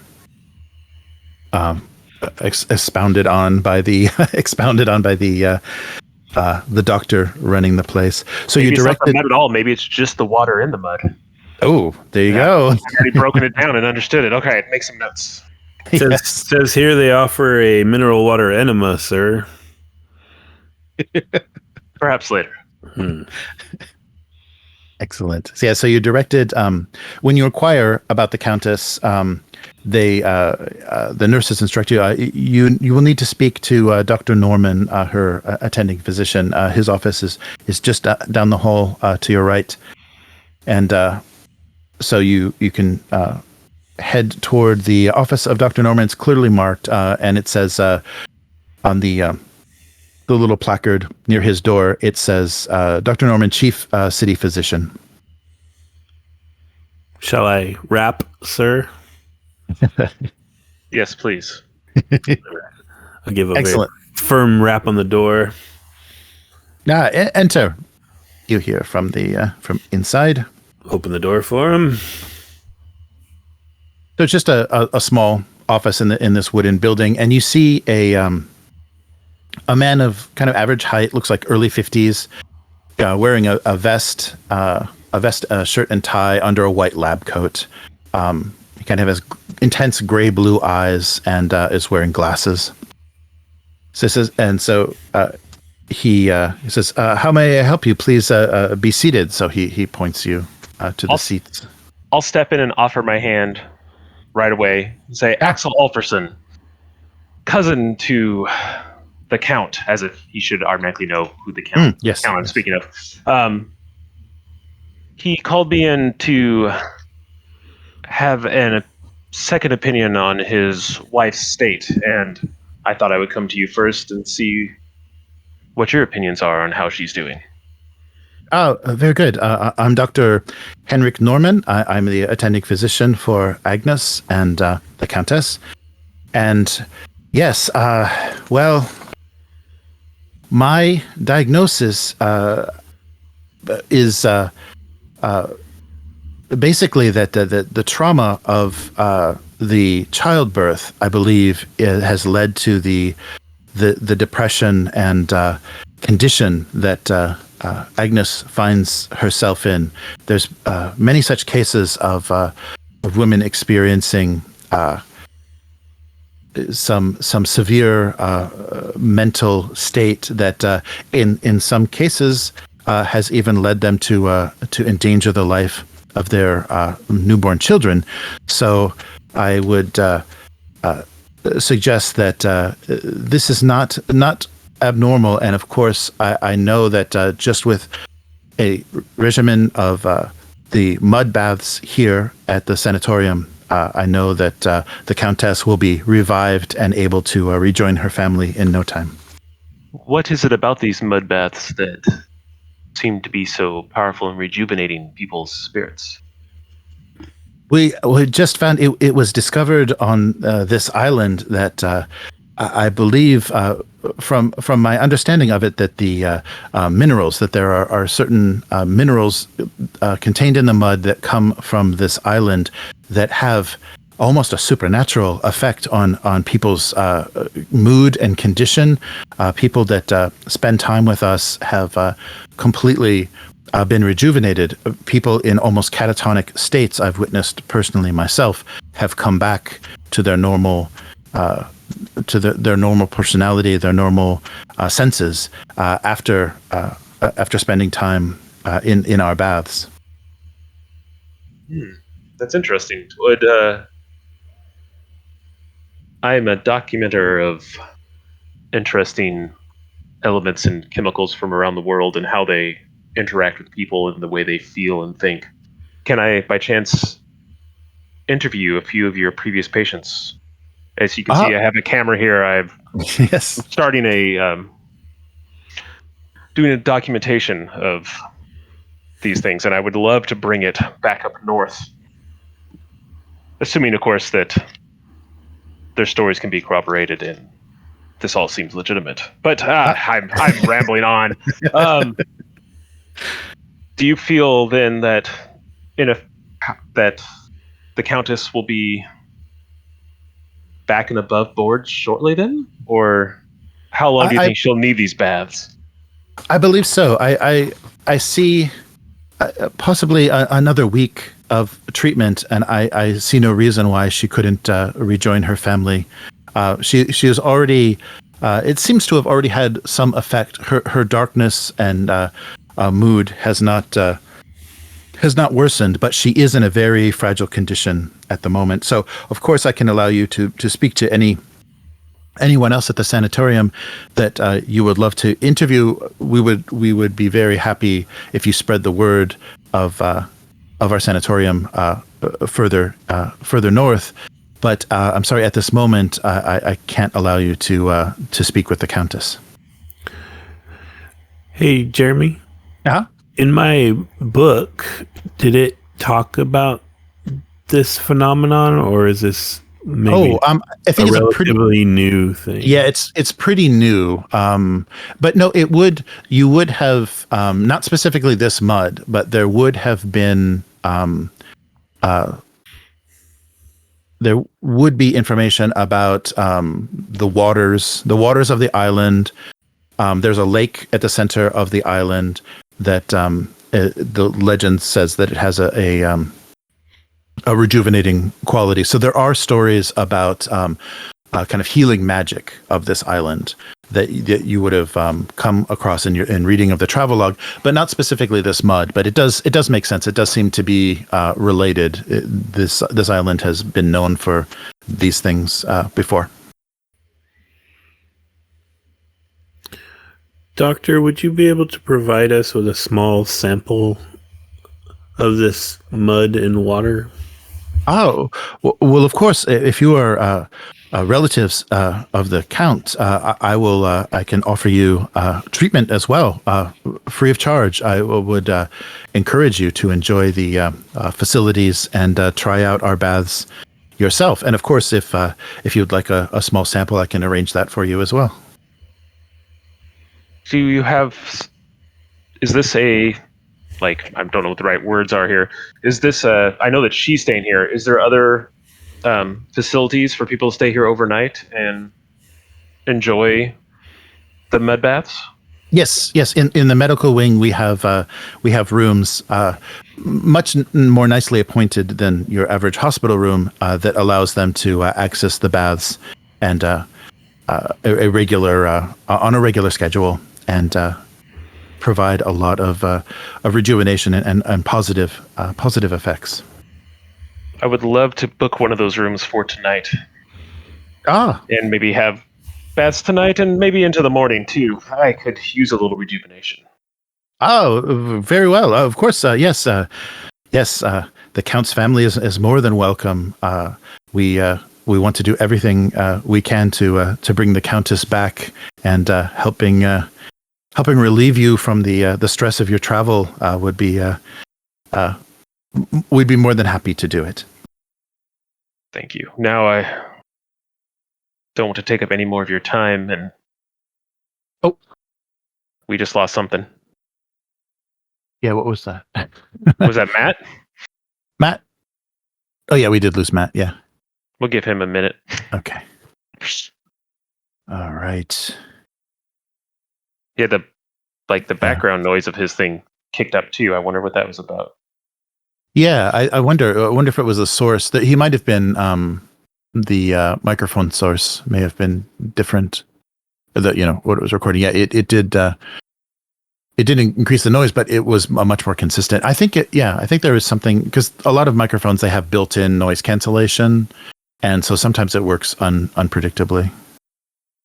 So you get weird. I think it couldn't decipher his voice from some background noise, so it kept cutting off the end of his words. Mm-hmm. Oh, the butler has has headed for the mud baths. I'm going to do some investigating tonight. I'm going to sneak around and try to get in touch with my aunt/cousin. I'm not quite sure how you. But first, yeah, cousin. Sorry, I'm calling him your uncle. I'm sorry. I guess if he's your, yeah, it's cousin. He called you cousin, so yeah, he did call me cousin. But I mean, sorry. that's kind of the same. Right. Yeah.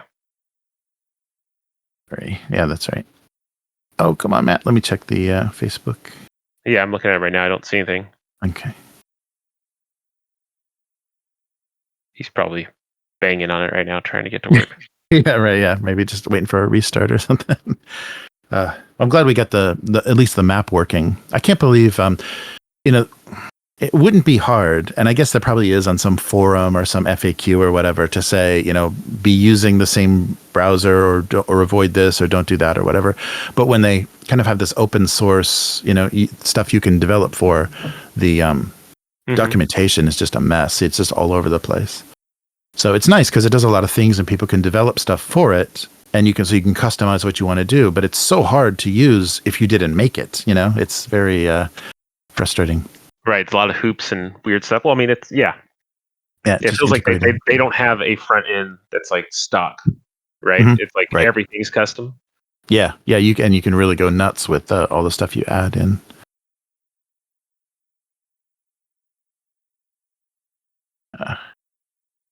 Oh no, we lost Matt. Oh no. We'll just have me sit in a mud bath for 3 hours. It'll be fine. Yeah, you fell asleep in the bath. All right. Yeah. So but your sense of the doctor. I guess you can roll for that too if you want observation to get any deeper sense. But your initial impression of the doctor is he seems legitimate, and he's and because there is a history that Nils knew about of the healing properties of this island, there is some sort of legitimacy. You don't know how if it can be actually chemically deduced, but there is some sort of benefit that he's promoting. Okay.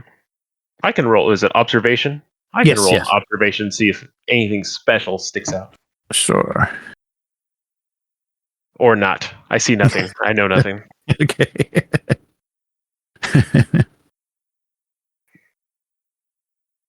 Yeah, I need an obviously shady person to suspect here. I need like someone twirling a mustache. Right. Yeah.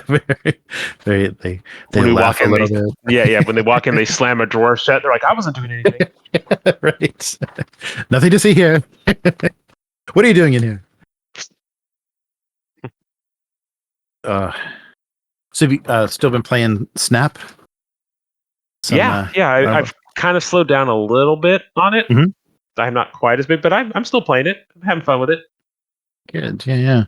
Like how about you? There's I'm kind of on and off too. Yeah, there's a couple of cards that I've really been enjoying, and finally, just kind of like figuring out the kind of deck I want to play. And I really hate the fuck with you decks. Like, there's so many people that love the Scorpion, Green Goblin, Hobgoblin, Professor X. They're just like, I guess it's control decks or whatever. They're just like kind of screwing you over constantly. It's no fun. Oh, what? Sounded promising. Hey. I fucking hate Discord. Yes. Yeah. It's not. Oh my god. Okay. Now I gotta get back into everything. Hold on. It sounds like you need a PC, Matt. That's your problem. Sounds like you need to shut the hell up. This audio file is gonna be a 2-parter. Oh yeah, I think it's okay. I think hopefully you can jump in and out because it didn't disrupt the recording. So it's probably just recording the room. So hopefully it'll put some silence in there and keep us all synced. I restarted my computer, so I had to save my Audacity file and. Oh, the Audacity, right. Okay, yeah. That's right. I forgot about that. You guys can keep talking. I'm just gonna log back into the fountain. I mean, we solved it. It was the devil, and I. Yeah. Oh, okay. Good job. The devil was in the mud, and it's all. We're done. We're done here. It was weird because like everything went super quiet, but I still had internet connectivity. So I was like, what the It was just, and then when I quit Discord and opened it back up, it's like, oh, we're looking for updates. You fuckers.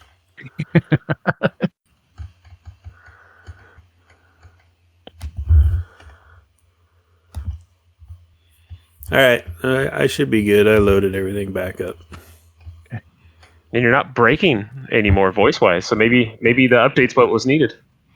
Maybe. Yeah, it sounds good. Yeah, your audio sounds good. There was something digitally that was like screwing with your sound, and it doesn't seem to be there anymore. Cool. Kind of clipping you at the ends of sentences.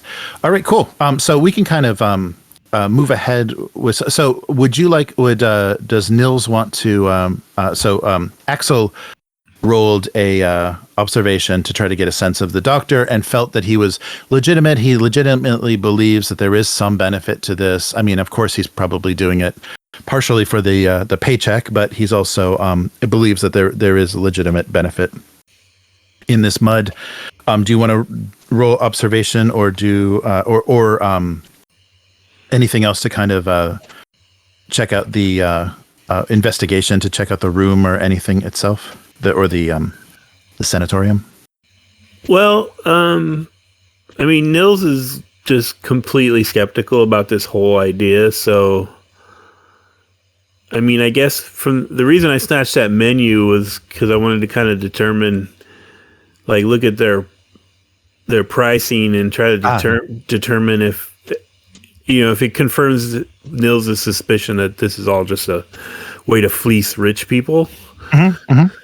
So if it looks exorbitant to him, then that's going to kind of confirm that to him. But right. He was going to point out to Aksel that we sent all our clothes away. Right, that's right. But you can have if Teet would return, so he'd be waiting for you outside the. Is it Teet? I wrote Pete. Okay. Oh yeah, no, it's T. I thought it was Heath. Is teat like a cow's teat? Like a cow's teat, double E, T-E-E-T. Yeah, teat. How unfortunate for him. I know. Yes. He's a thin little, scrawny little teat.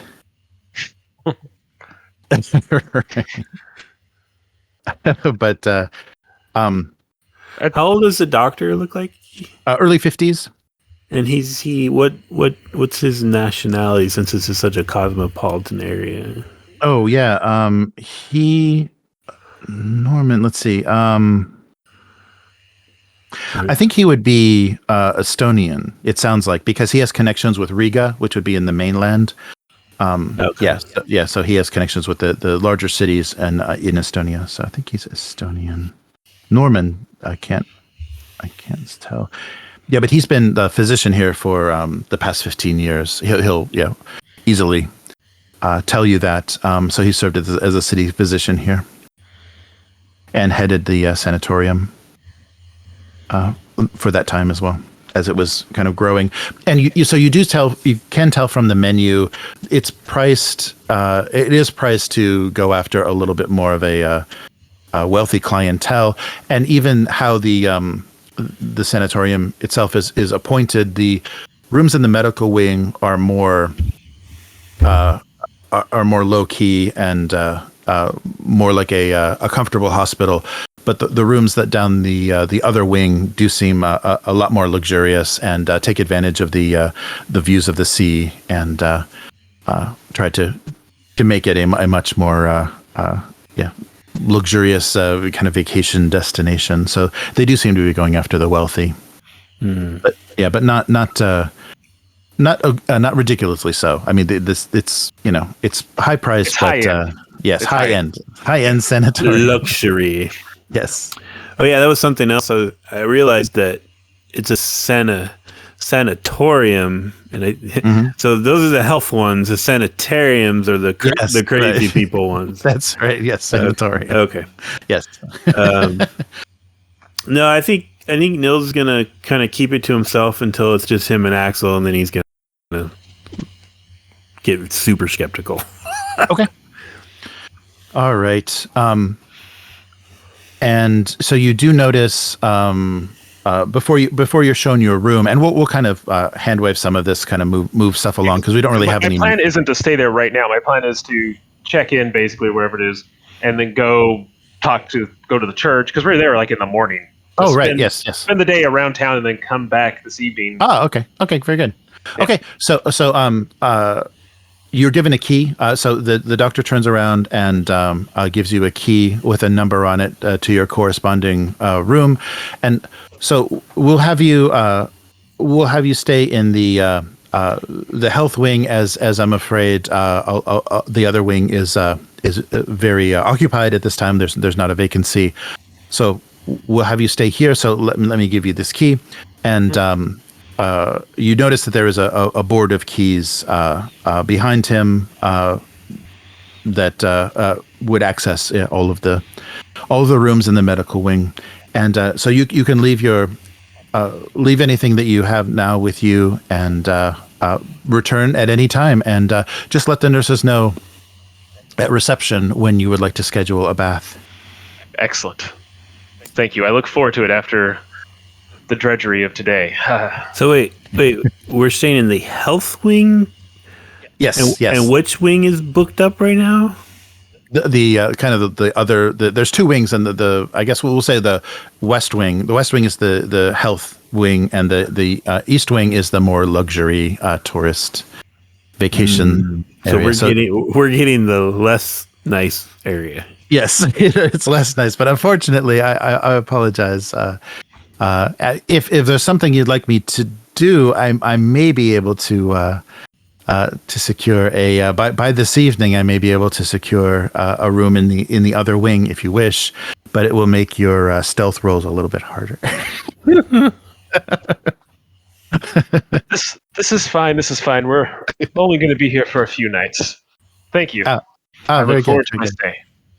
Very good. I appreciate him telling us about that stealth roll thing. That was very nice of the doctor. Yes, it's weird that he knew some mechanical benefits of that. I don't even know what he's talking about. And the samples, doctor? Yes. I'll have that prepared and waiting for you in your room. Very good. Nice. Yeah. So the doctor, seems straightforward and taking advantage of people with disposable income, but not deceiving anyone that there's any sort of spiritual or anything, any other component other than some sort of mineral health. He did almost get spiritual in his description of it, though. He got kind of... Oh, yeah, right. Yeah, that's right. That's right. Yeah, I think he said supernatural or something. Oh, right. Oh, that's right. The that is the common thinking about the island itself. So yeah, he is leaning into the magical, unknown, supernatural properties.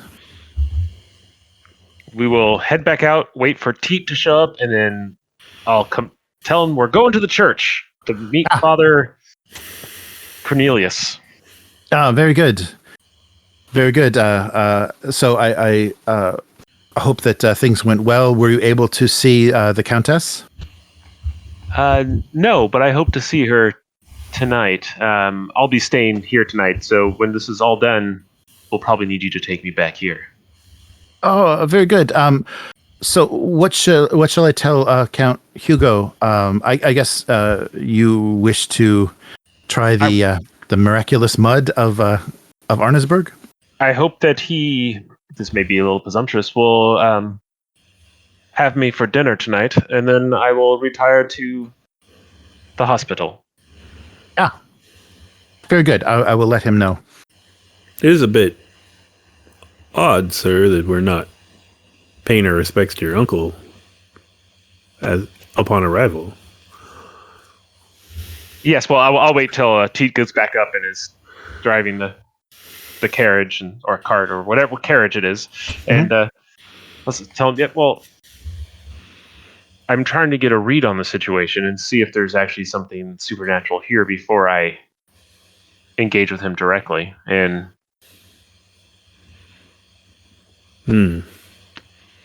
I feel getting as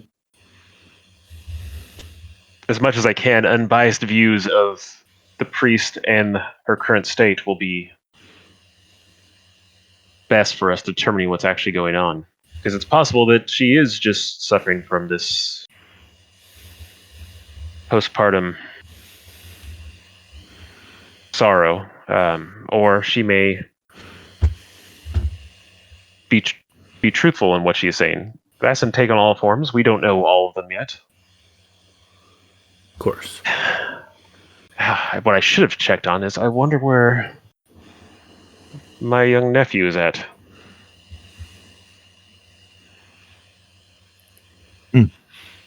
So maybe I'll check with the priest. In regard to the sanatorium, do you suspect, as the Americans say, flim flam?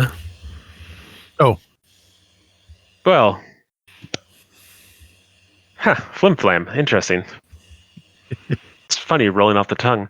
I'm not sure. What I think is that it's a little peculiar that we cannot see her right now. And if she actually attempted to drown her own child, I feel there's probably more going on here than what... I don't know. I don't know if I suspect them as much as I feel they're guarding a high-value client. But that's just my read of the situation. After all, I did get 0 successes. In character. In character, yeah. Nils is kind of like offended for you too, by the way that they didn't put you in the nice wing. Like he's taking it personally. I think this is what I wanted, though. I think that it'll be easier to get to. Did you notice those keys? It looks like if we can get back in there with no one around, we can get to every room in that place. But we'll deal with that tonight after we talk to everyone else. Excellent. I appreciate you being here. Well, where else would I be? Nod at you. I've been reading, and they make a fine porridge here. Porridge? That doesn't sound like you at all. It's a savory porridge with barley, potatoes, and meat. I didn't hear you say cabbage. No cabbage. Oh.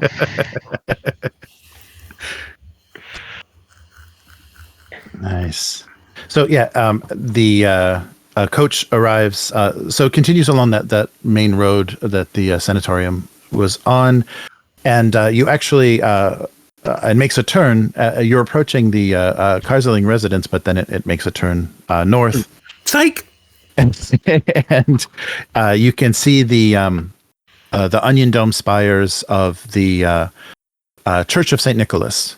So this is the largest church in Ahrensburg that you can see, an Orthodox Russian church, and kind of in the very near the everything that you're visiting now is very close to the center of the city, with the castle park being the centerpiece. The church is surrounded by a stone wall, and you can see from the entryway that there's a paved pathway leading to the doors and small gardens. So an old stone church. It looks like it was built about sometime last century, and Teat tells you that Saint Nicholas is very famous for the painted icons of the Orthodox Church. The priest himself is the artist, and he spends much of his time painting icons to benefit the church. They're very beautiful, very very interesting. Let's see. It'll be a pleasure to see them.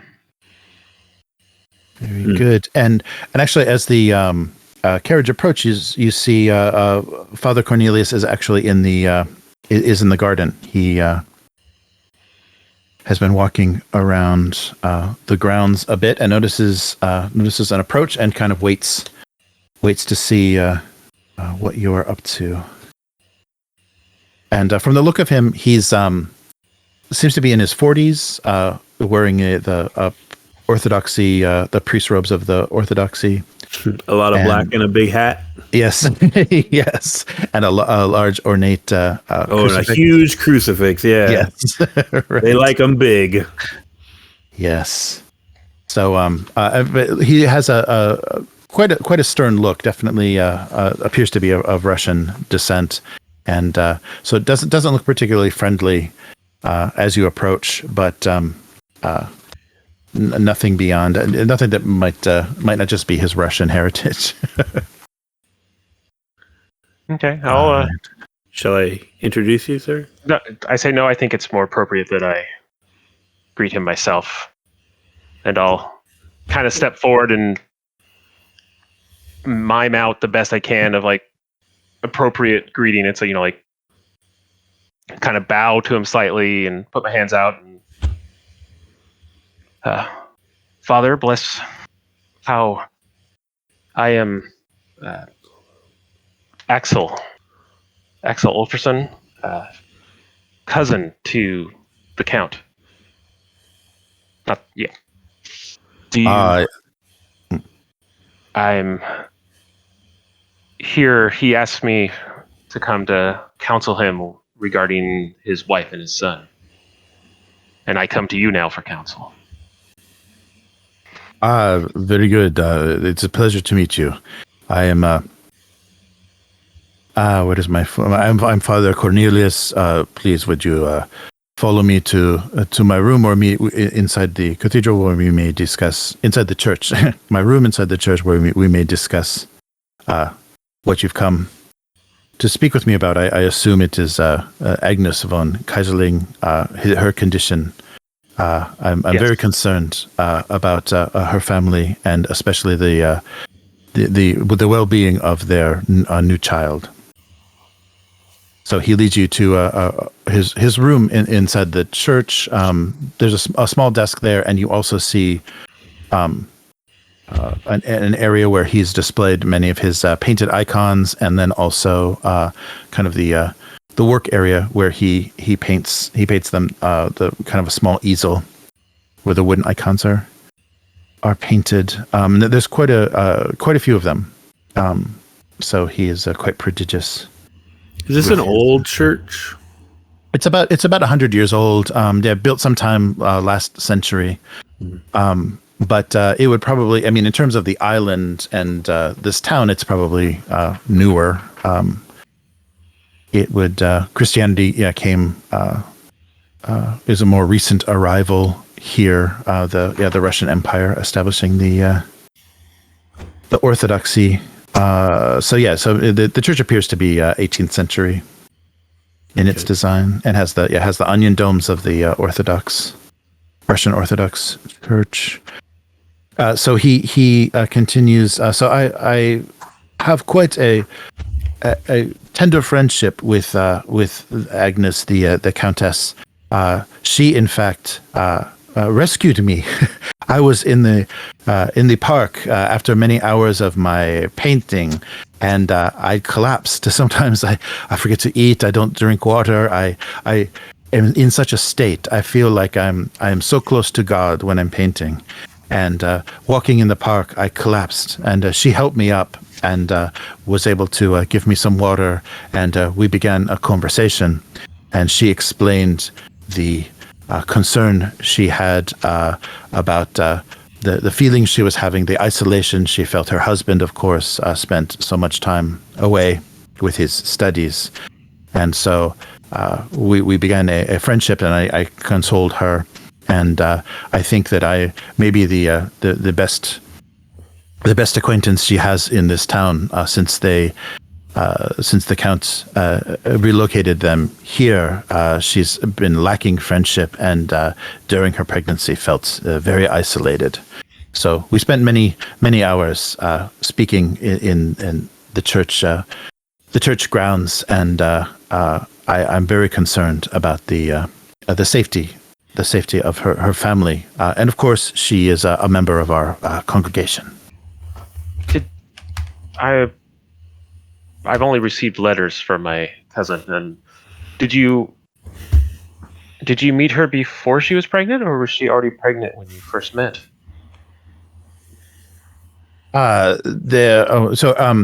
Sorry. Why don't you guys roll first observation? Oh. Yeah. Yeah, sorry. I should. He's supposed to be a little more stonewally than I just made him. So let's try. I can do this.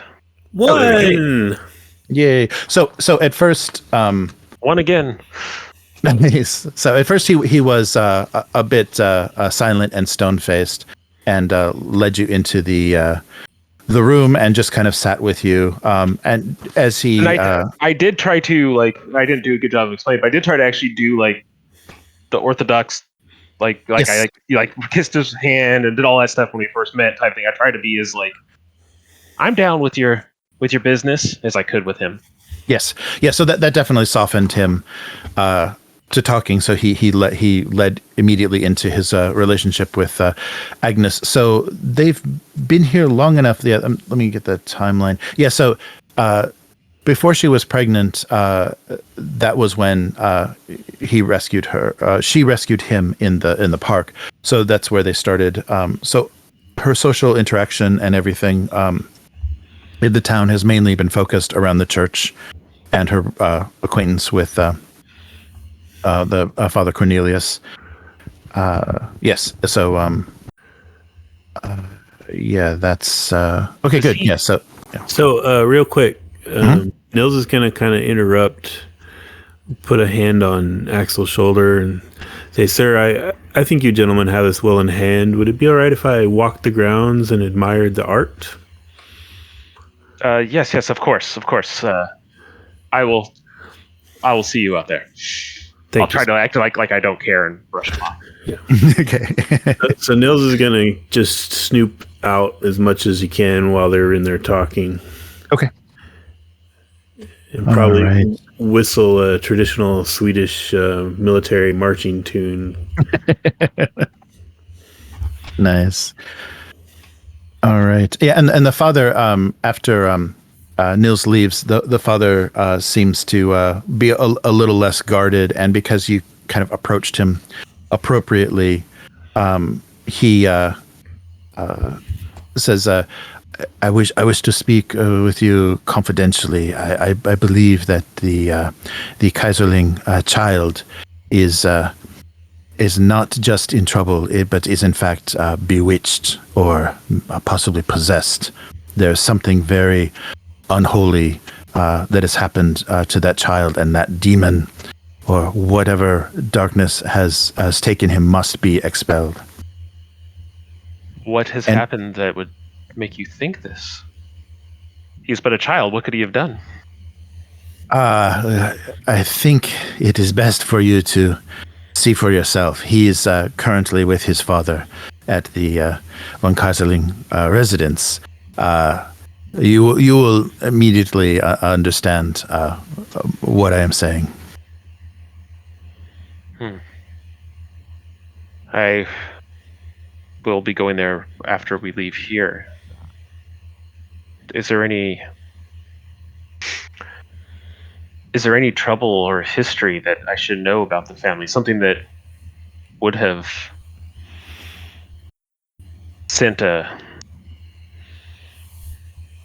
something like this into their lives? Something that would have corrupted their children? She is a good woman of faith, but he is a man of science. He believes nothing. He doesn't believe in Christ or being redeemed. So my urging him, my accusations, and urging him to care for this child's very soul, he has ignored and dismissed. So I feel if I can be honest, I believe his work is the source of this taint, this contamination. He's worked, the Count has worked so long amongst the ungodly villagers of this island I know there on this island there's a practice of black magic, and the creators themselves that are his interest, the focus of his study, I know have some sort of devil's taint in them. I personally have written a letter to the patriarch in Constantinople explaining the need for this island to be cleansed and brought to the one true faith. So it's my belief that his work has brought this black magic and deviltry into their lives. Yes, these pits he's been studying, the people's culture itself, you think, has corrupted him? Yes, the village of Kali is very concerned. They have no church, they have no god there, and they're very concerned with these craters. I've heard rumors of people in the village just disappearing into the face of the rock inside these craters. There is something unnatural, unholy to do with these places. Well, as a man of faith myself, I find it troubling how my cousin has treated the church. I will speak with him. Very, very good. He's hard-headed, but I believe in his heart he's good, and maybe he can be redeemed one day himself. I'm sorry I've taken up far too much of your time. I actually wanted to come to you first, Father, before I spoke to him, to get a true, unbiased view of him, and I appreciate it. Thank you. I will be heading to him now and look over a little Edward, I believe is his name. I've only heard it once in the net. Edward. Yes. And of course, my greatest concern is that they delayed his baptism. He has not been purified. The schedule of the count's schedule and travel has delayed this, and of course, this sort of thing happens if children are not immediately purified and have their soul saved. If you want to make a learning roll while you're sitting in his office, sure, and see. I love making learning rolls. Stands out. Give me an hour and a half, 1,000 tabs open, looking at stuff. Oh yeah, sure. There I am. Okay, learning roll. Oh yeah, sorry, I'm not popping up any of the NPC pictures either. I can do this. 4 successes. Jeez, wow, dude! Whoa, very good. Have you failed a roll in this game at all? I don't believe in failure, Matt. It's not in my character. Wow. Excellent. So, as he was talking and you were looking around the room, you notice a volume on his bookshelves, the Rituale Romanum, a text that's often used in exorcisms. So his talk about the child being tainted or bewitched, you make the connection that he believes in exorcism, and that could be a method he would use, or he wishes to use to solve the situation. This is a completely, I don't know how to describe. I also wanted to do a hard look at his face and features and see if there's any distinctive characteristics about him that I can match up to potential babies and children I run into in the future to see. Oh, sure. Okay. Parentage and such. Sure. Yeah. You study. Yeah, you can study his face and good. And he's very, very Russian in his appearance. Yeah, very very hard and harsh, very, very heavy brow, and a very. Oh, let me. I should be using some of these assets that were. Yeah. So he's cabbage. He's very. There we go. We've been here for like Father. 4 hours, and I haven't seen a single cabbage yet. I'm starting to doubt that this is a Because thing you've here. been in a coach the whole. I'm not there. So can you guys see that? Yes. Okay. Yeah. So that's Father. Yes. So yeah, long dark hair and a dark beard and a very stern look. You need to get some sort of. It was a huge success. Oh, so while you've relaxed him enough and kind of asked him the right questions. So he tells you also before you leave a little bit of a story of his connection to the church. So I was an orphan in St. Petersburg, and the church saved me. I became a priest. I entered the priesthood. They saved my life. I would have died. I died as a child on the streets. I was fighting for money, and as a young man, if it wasn't for the Orthodox Church, I owe them everything. It would have been the end of me. And you do notice that even under his robes, he does seem to be well built. He does seem to be has a quite impressive physique. So he's tall and seems to be well muscled. That's a good so thing that I left. Yes, and continually throughout your conversation, continually expresses his disgust for the what he calls the black magic or the folklore and nature religion that the Count is studying. It is disgusting to him, and it's a threat and is against the church and all we believe. Father, does this church have a library? Yes.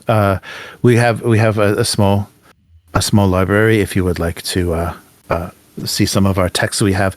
Unfortunately, much of the text is in Russian. If you are able to read our language, read my language, but there is also some both Swedish and German text among them. So, and he leads you to a small room near his office that has a selection of religious texts. I'm concerned for I still don't know what to call him, a cousin or a nephew. For my cousin, I wish to be as informed as possible before meeting him. Do any of your texts here talk on exorcism or possession, so that I may better understand the signs if I see them? Yes. So he just a moment, and he returns. Gets the book out of his yes. So he brings you the Rituale Romanum and says this has a very long tradition. The church has used this writing to assist in the removal of spirits, people possessed by evil spirits. If you wish, I will. I must insist that you return it to me as soon as possible. But you may have it for some time to review. I would appreciate that greatly. Thank you. And I'll, very put hands on both sides of the books, very carefully take it from him. Is it in Russian? Probably Latin. Latin. Okay. Yeah. Well, I mean, I don't know if that helps. I don't know if that helps at all. Yeah, we didn't really go over languages beforehand. I don't. That's fine. You just have, roll a big good. Roll some good learning learning rolls. You'll be fine. I'll thank him again and do whatever I believe is the appropriate. And your blessings, Father, and take leave whenever. Very good. Yes. So he says, very good, my child. I hope that we can find some way to save this infant's soul. Go with God, Master Olafsson. Be blessed and stay in the light. And he blesses you as you leave. I'll walk out and just be like, Nils. And what has Nils been up to? What What have you? Is there anything that you're kind of looked for or wanted to specifically? So Nils is walking the church and the grounds, looking for two things. Mhm. The classical old horror movie cliche of strange pagan iconography hidden amongst the regular stuff, and any weird architectural stuff like suspiciously bolted locked doors or weird spots that don't seem to make sense, kind of thing. Right. Yeah. In your experience, you don't have to roll. In your experience, it looks like a very traditionally and not that long ago built church. It's not as ancient as some of the Orthodox churches that you've seen throughout the Baltics. There's no unusual iconography, and any place that there could have been something hidden or doorways, or there doesn't seem to be anything at all. How about in his paintings? Anything crazy in the paintings? Sorry. Oh yeah, no, sure. When you were in the office, the icons are very traditional, very standard saints. Painting of saints, and very beautiful. He's a very talented artist, and as I said, he's produced many. He's produced many painted icons. But yeah, it wasn't anything unusual. You didn't see anything that looked pagan or outside of the Orthodox symbology.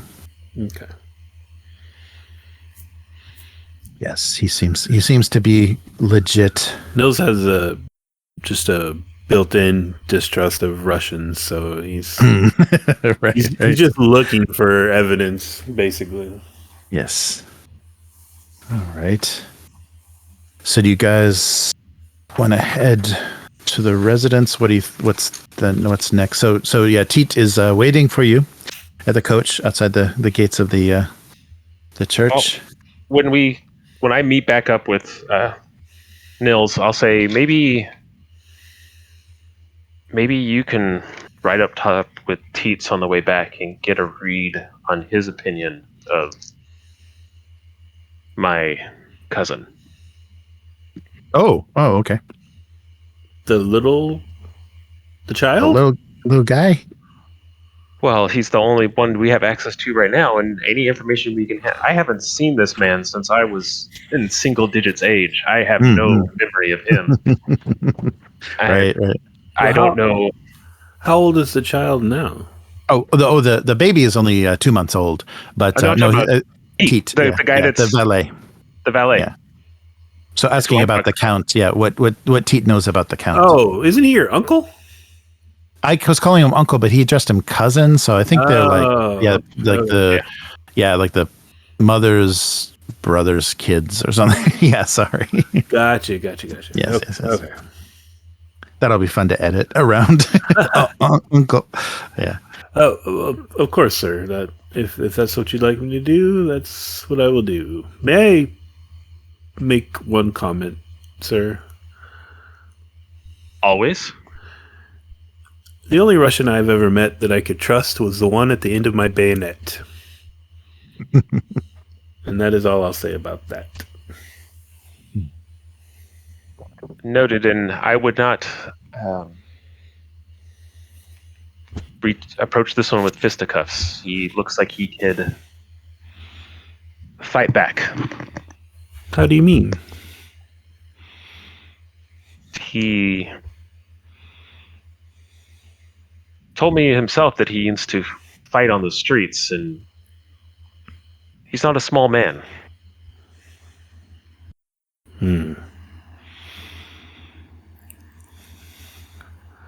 It's not an uncommon story to hear of a hardened criminal joining the Orthodox priesthood.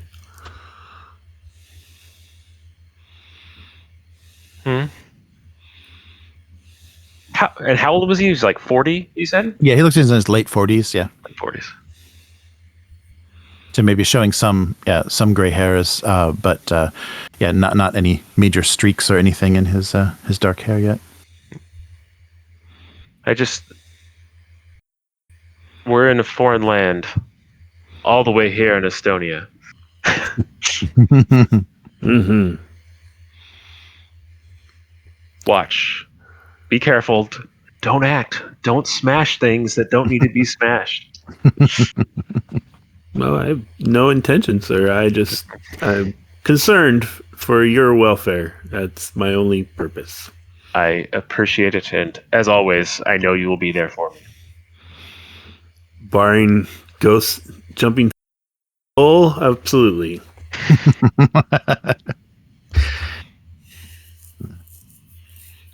Now All get right. up there, and I Okay, get yes, it. Get on it. Young Teat, scooch. Yes, sir. Yes, sir. So I assume we're headed for the Von Kaiserling residence to meet the Count. Oh, I didn't even get that. Yes, I believe we are. Yes. Very good. Very good. Okay, so they continue. It's not far at all. So just have a little bit of conversation. But Teat. Oh yeah. Go ahead. Oh, just Nils is gonna try to.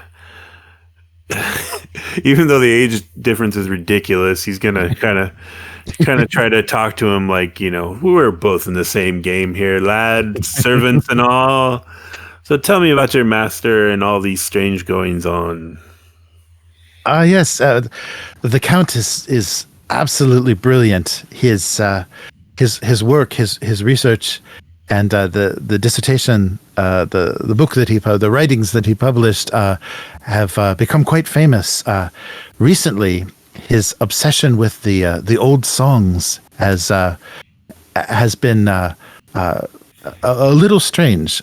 He's a very serious scientist, but has found this deep love of traditional songs, and he's even performed in some of the villages and taverns around here because his song and his voice has such an amazing quality. So something that he learned during his research among the villagers has really affected him. So his hobby has become the singing of these songs and documenting their the existence of some of these beautiful songs. I myself love to listen when I hear him play and sing.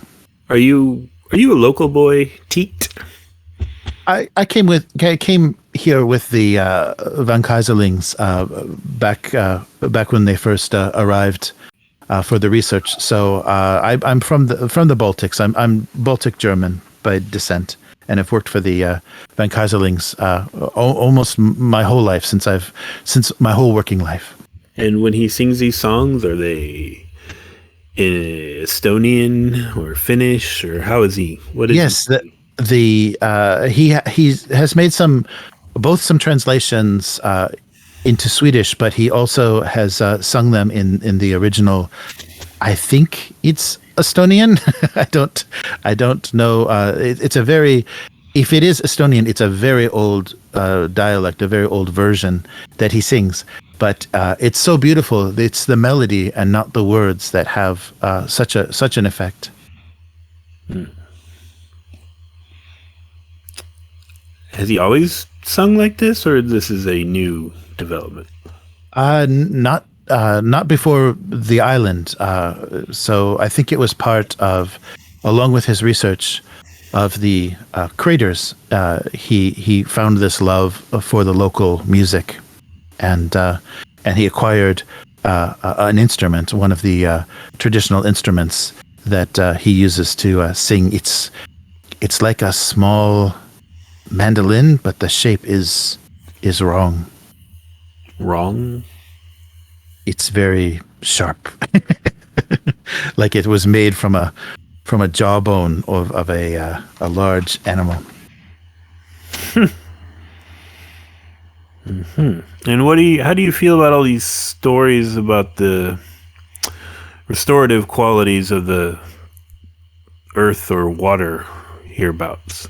I think it could be true. I'm not so strong. My faith is not so strong as you could see, I still stayed well away from the priest, but I believe that I have felt and seen some effect, not only of the water of this island, but also the songs and the music, the things that I've heard local people sing have given me such a feeling of happiness and serenity that I never heard before. And were you close to the Countess as well? Yes, of course. I drove her and took her everywhere since we've been on the island. But yes, she something upset her very greatly after the birth of their son, and as you know, she was sent to the sanatorium to recover. So I'm sure she wishes nothing more, because while she was pregnant, all she spoke of is the happiness she wanted to give her child, and the love that she felt, and couldn't wait for the Count to be back with her as to become a family. Mm-hmm. I'm going to ask you something, Teet, and I don't want you to be alarmed. Mm-hmm. And I'm going to kind of lean down to his level and look him right in the eyes, and it's like, have you ever seen things that you can't explain? Oh, creatures or whatnot? Well, I know I've heard stories, but I've not seen anything myself since coming to the island. But I know this island, people have reported some unusual creatures on this island, and it's something that the church is searching to eliminate. So I think they believe they have some connection to the devil, but I myself have not seen anything, but just the people. And how do the people describe them?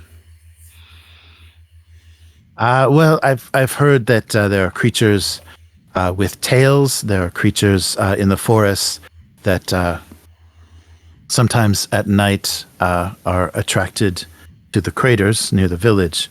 But I have not seen this, and it's only stories. But it could be something just meant to something the villagers made up to keep us away, keep the new arrivals away from their houses.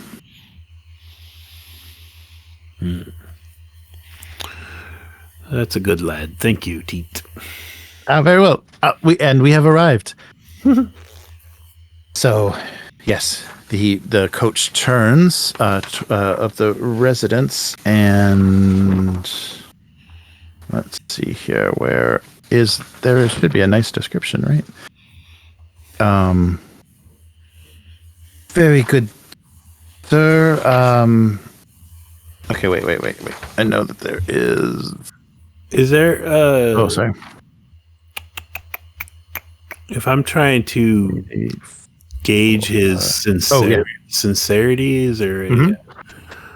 Oh yeah, you can do observation. That's all the kind of character stuff. Okay.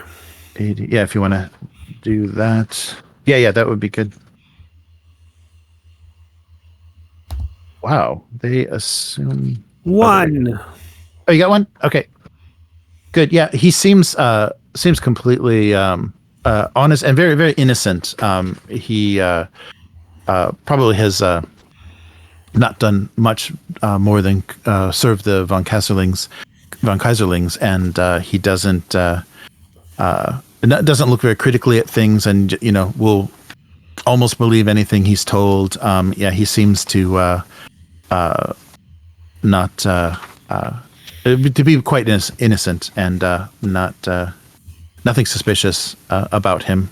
Seems just like a sweet little German boy. All right. Where once the coach stops, I'm going to try to speak with Axel while everything's being unloaded before we go in or anything. Okay. Yes, so the valet begins to take the other luggage that you brought down from the coach, and yes, so go ahead, and so now you have access to. Master, a moment, please. Of course. Step aside. The boy was just a font of information. Case solved? Apparently there are some very esoteric local folk songs and music, and your cousin has become quite enamored of them to the point where he is apparently quite an accomplished singer of them. And the boy is kind of like the other, sort of describing it in an almost spiritual term. Apparently he's playing some sort of weird mandolin made out of bones or something, and the locals talk about creatures with tails that come out of the woods and are drawn to the craters. I don't care for this, sir. I don't care for it at all. And don't worry, you'll keep me safe. If I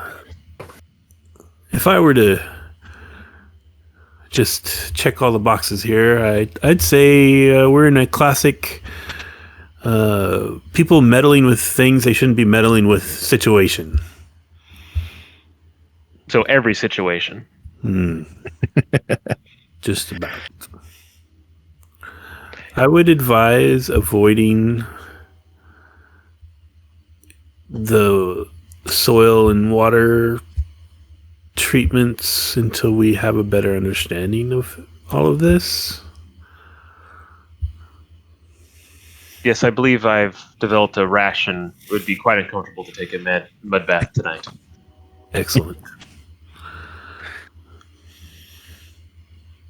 And perhaps we should be very wary of this whole strange ancient folk music thing becomes prevalent here.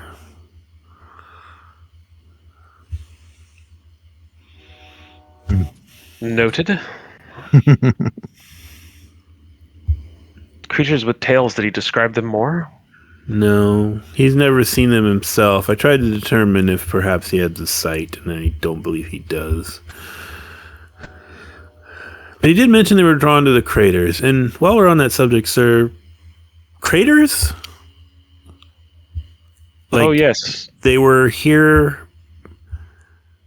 like craters. Or are they just pits and they're calling them craters? The little bit that I know was there's 9 craters in the ground here. Well, see, I don't like that at all either. No, and I've tried to cross-reference 9 in possession, and I haven't come up with anything yet, but it sounds like my... Perhaps we should research the history of that village? Ooh. I like where your head is at. Hopefully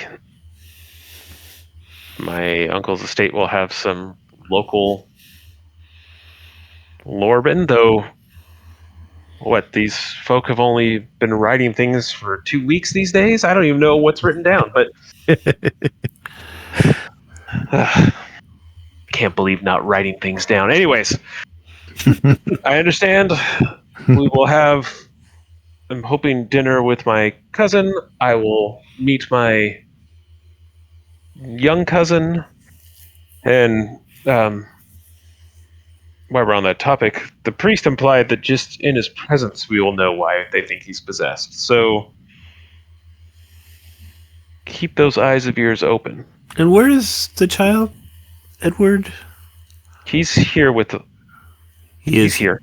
He is here. Okay. I'm hoping to perhaps have some face-to-face time with him tonight. If he has, he's one, but yeah. Perhaps if there's a governess, I can speak to her. Yes. In fact, it may work. We may do better if at dinner tonight I spend time with my cousin and you work the people here, as you so elegantly did with Teat. Working the teat. Quite.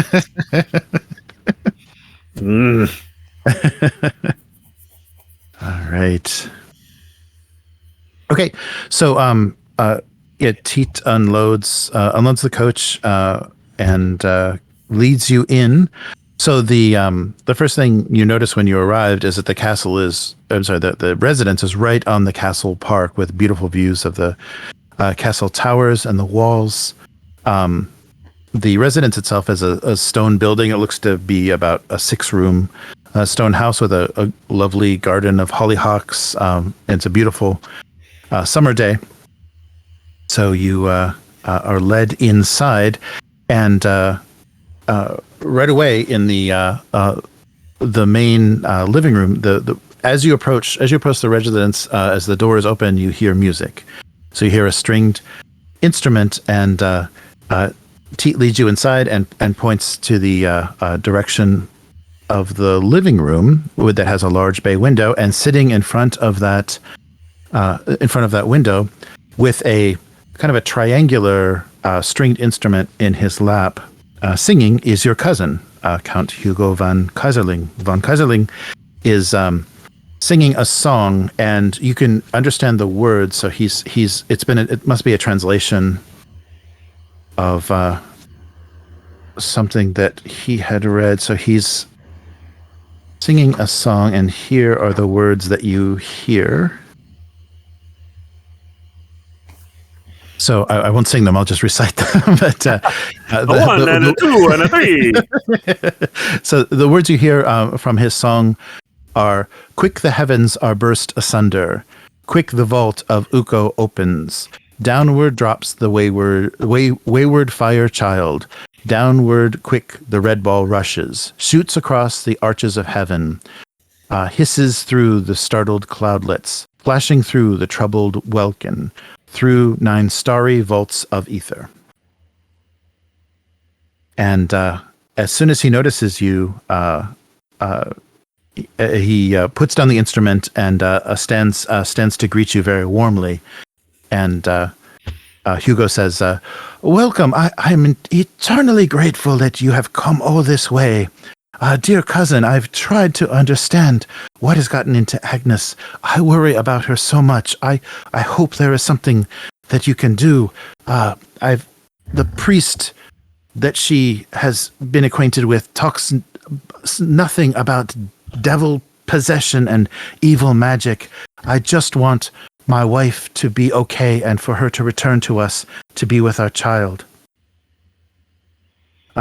And the infant, you don't see the infant immediately, and the instrument itself, if you want to make a roll, if you want to make a roll, either probably learning. Alrighty. Yeah, learning roll would be good. Does it look like it's made of bone? Is that what I'm rolling for right now? Yes, yeah. You're looking. I got a success. Oh, okay. So you see, so this is a wooden instrument, but you know from the bit of history, and maybe even Nils would have, the travelogue would have mentioned this. There's an instrument called the cantillet that is quite popular in this part of the world. The original ones were rumored to have been made from the jawbones of troll horses and the hair of their mane. So it's this very the origin of this instrument is very fantastic, but the more contemporary versions of them are made of wood. But while you listened to your cousin playing this instrument, the beauty of this song took you back, or kind of what is the expression? Was very amazing. It kind of made you pause for a moment, and the kind of worry and weariness of your travel and your the thoughts of what is going on in this on this kind of mysterious island just drifted away for a moment. And you had this very placid, very relaxed, tranquil feeling as you listened to his song, and as the sunlight came in the window he sat in front of. Are we aware of it, or is it just kind of come and go?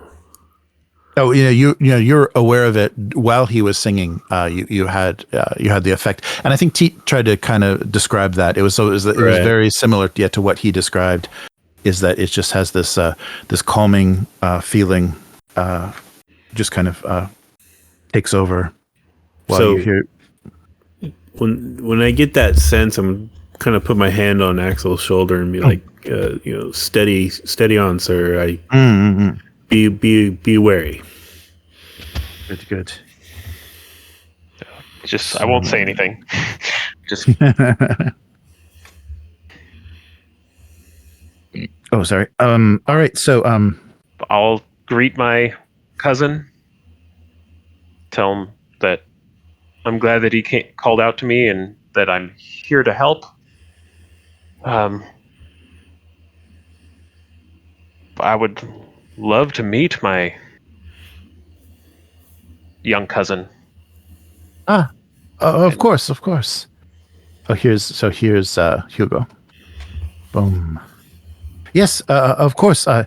He's in the nursery. I know our wet nurse has been attending to him. She's taken wonderful care of him in his mother's absence. But if you would like to see him, we can. I can take you to the nursery right now. And I'm standing there with a bunch of bags, like waiting for someone to tell me where to go. Oh, right. So I'm sorry. I should tell you. So up the stairs to your left is the room I have set up for you. Teet has already brought your luggage there. So our guest room is at the top of the stairs to the left. If you would like to get your things settled, and I will take Master Aksel to the nursery while you attend to the bags. Thank you, Count. Master, I will prepare a dinner ensemble for you. Yes. Thank you, Nils. And after I get the bags put away, I'm going to get super nosy with the upstairs. Oh, sure. All right. Yeah, the house itself is, very well appointed, looks well taken care of. I mean, there are staff. You don't really see anyone currently on the second floor. It's not a large. It's a 6-room house, so it's not a sprawling estate. But you don't see anything out of the ordinary. So immediately, you don't notice anything. But Hugo leads Aksel to the nursery, where the infant, his son, Edward, is in his crib and being tended to by the wet nurse Ainu. And so Hugo says, "This is Ainu Ransalu. She is our wet nurse that has attended to young Edward, and she actually was the one that saved him from the mania, the condition that my poor wife had fallen under, and was able to protect the child from whatever my wife was thinking. After speaking with the doctor, I tend to agree with his diagnosis that this was the the pain, the trauma of childbirth may have altered her mentally, and she just needs some time to recover, and then she will be back with us. The melancholy that she suffered after the agonies of childbirth perhaps brought her to this state, and the good Dr. Norman seems to be correct in his diagnosis. But Ainu, please leave us for a moment. I would like to show my cousin Edward. And sorry. I just tell Ainu as she leaves it. It seems that my cousin owes you his thanks, saving his child. I thank you too. Very good, Master Aksel. It's the least I could do. I know the good Countess wouldn't intentionally harm her child. It was just a momentary lapse. But I'm happy that everyone is safe. And she's a tall woman, like in her early 30s, with blonde hair, but it's all tucked under a bonnet as she wears a kind of a uniform of a wet nurse, and attends the young boy. So looking into the crib where Edward is sleeping, he has from the talk and conversation, he's woken up, and he looks at you very directly. He is, let me see, how old does he appear to be? Like, is he this? Are we talking about like? Yeah, he's 2 months old. Yeah, so a newborn. So very, very young. Let's see. There's a good description. So he just has a blonde or like a kind of light brown curly hair. Pink cheeks, light brown curly hair. And was awakened. He was sleeping, but was awakened. 3 months old. He's 3 months old, Edward. And he there is a window in the room that overlooks the garden. So there's some nice light coming into the room. And he then seeing you sits up and reaches out to try to touch you. I'll goo goo gaga at him with my hand, with my finger, and reach out and let him grasp a finger. Okay. Aww. So he is. Throw him out the window. No, I don't. He's exceptionally strong. His grip is striking, and the first thing that you notice is a 3-month-old child usually can't sit up like that. He seems that he has insane muscle control and is very physically strong, but otherwise appears to be a perfectly normal baby. I changed my mind. Go get the priest. Yeah. That baby did a sit up. Burn it with fire. So I have had this random suspicion just from the priest talking before. Does this child resemble my cousin? Oh, yes. He does. He has the kind of pink flushed cheek. There's features, maybe something in his eyes or something in the shape of his mouth that looks very similar to your cousin. And all, except for the pointed ears. Yeah, except for the pointed. Yeah. He doesn't have like long black hair and a beard. He's not like yeah. There's nothing Russian looking about him. Gang tattoos. Yeah. Right. I mean, I guess the priest was unusually strong, and so is this child. Aha!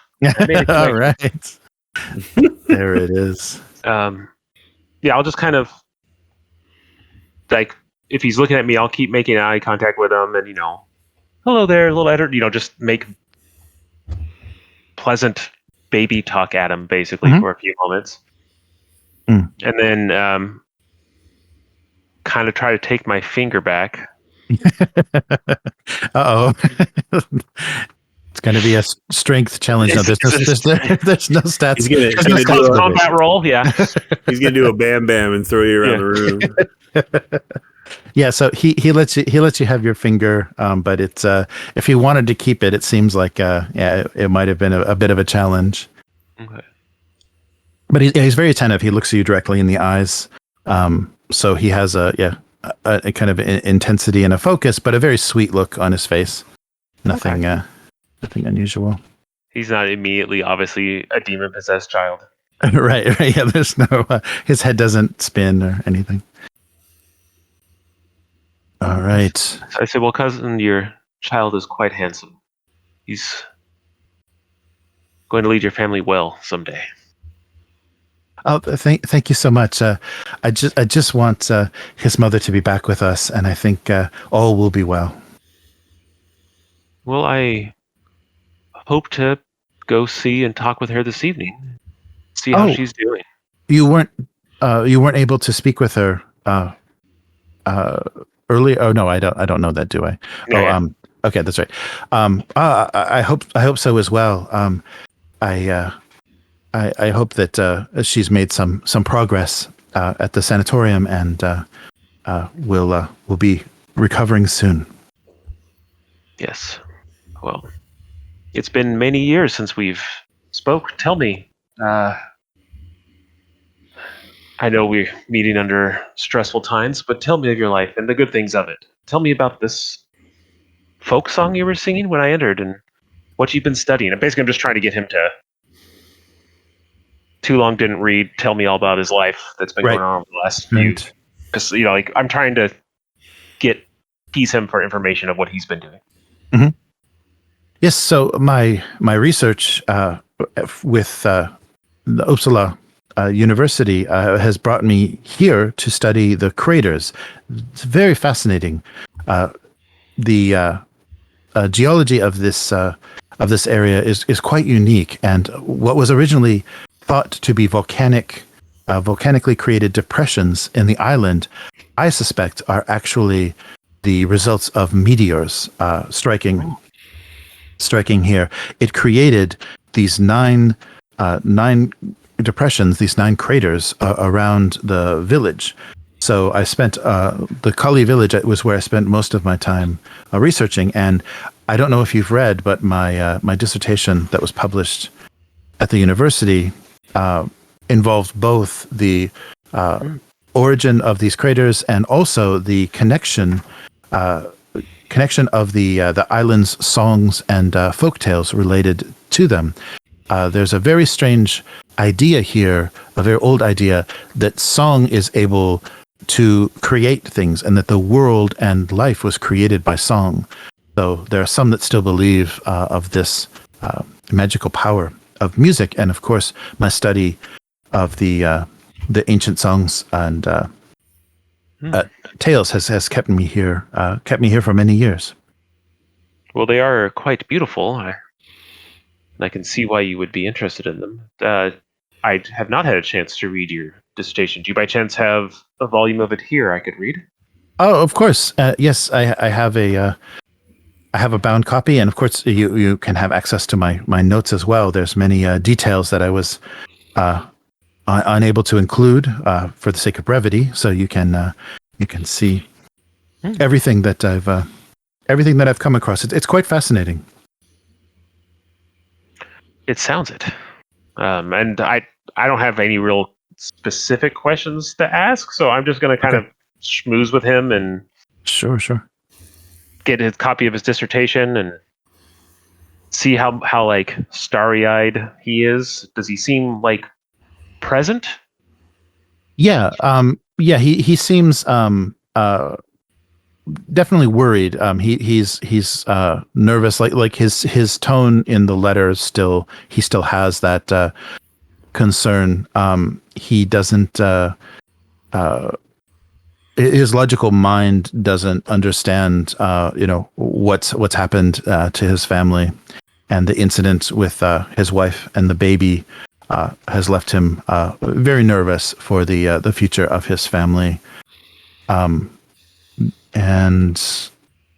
I'll just keep reassuring him, let him know that I'm gonna go to the hospital, the sanatorium tonight. I'll be staying there. I'm hoping to see Agnes, spend some time with her, and see how she's doing. And then after we've kind of relaxed and we've kind of gone through some time, and I don't know if we've eaten or whatever it is, I'll ask him why he thought the society, and specifically me, would be the thing to solve this problem for him. It seems like it's a cut and dry, as much as it can be, like session of postpartum depression, or worse, that his wife is suffering from. Yes, I believe that that may be the case, but there is so let's see. There are things that I've found on this island that have made me a little concerned. It's nothing that I can explain very well, but the coincidence of this happening to my family around the time, the timing makes me feel very suspicious. Of course, I published my dissertation just a few months before my wife gave birth and returned back to the island, and I can't be sure. I can't be sure that in my absence, what had happened, what she had gotten herself into. Her relationship with the priest, with Father Cornelius, makes me very concerned. He has spoken about something being wrong with the child, and I don't trust the church. I don't wish him to have any contact with my son, and I was hoping that you would, with your understanding and your vision, your ability to see things that other people can't, would help me understand what it is that they're seeing with my son, and if there is anything unusual. I know from just my basic understanding of child development that he's quite advanced in his physical abilities. He's quite strong and has control of his body much more than his age should allow. But other than that, he seems to me to be a perfectly healthy infant, and I was hoping that you could somehow convince the church, and specifically Father Cornelius, from harassing my family and confusing Agnes into believing something is wrong with her child. I'm afraid whatever he was telling her led her, in combination, of course, with her melancholy, led her to the incident with young Edward. I understand. Well, to put everyone at ease, how about I spend a short while with your son and see if I see anything, just so that we can know for sure that there isn't anything going on. Of course, yes. I hope that you don't find anything terrible, but yes, of course you I can't imagine I would. He seems like a wonderful boy. Yes, of course. Well, please, and if you need anything, I can send Ainu up to help you with the boy. But of course, please. I think I can handle my cousin for a half an hour. Okay, very good. Please enjoy your time together and get to know each other. Turn the little mobile above his thing to entertain him, and grab a little stuffed animal or whatever would be the appropriate thing, and shabba at him until my cousin leaves. Okay. Yes. And then as soon as he leaves, out comes the the book on exorcism. Okay. Yes. and Do you have like a little caliper to measure skull size? And... well, I just want to see, like, I realize I probably can't read the book, but basically, I just want to try to get to like an incantation or something, like a prayer that would be said that would, in theory, exercise. I'm doing air quotes right now. Exercise something, and just kind of try to read it and see if there's any reaction, and just to clear that aspect of it up 100%. Nice. What's the worst that could happen? Right. Okay, so you take out the volume that the priest gave you. Let's see. Like we said, it's probably in Latin. Yes. Well, but you can. Yeah, I'm sure. Educated. Yeah, I guess that's true. If you studied. It's not William. It's Aksel we're talking about here. That's true. Oh yeah, right. Yeah. You're gonna piss off the little house goblin under the crib. Yeah. So let me just look at something really quick. Yes. Okay. So you kind of flip through the volume and locate some of the prayers that are part of the ritual of exorcism, and just reciting a few of those lines to the infant Edward, he immediately starts to cry. Yeah. So he gets very upset at the words that you're speaking to him. Okay, I'll put the book away so that it's not to have it out, and pick him up and bounce him a little and try to settle him. I mean, he's a child; they do cry often, to my understanding. Check his nappy. Check his nappy. Yeah. Right. Can I soothe him? Does he? Yes. Yeah. Once you put the book away and stop speaking any words from the book, he relaxes. Maybe he doesn't like Latin. Yeah. Yeah. So it seemed.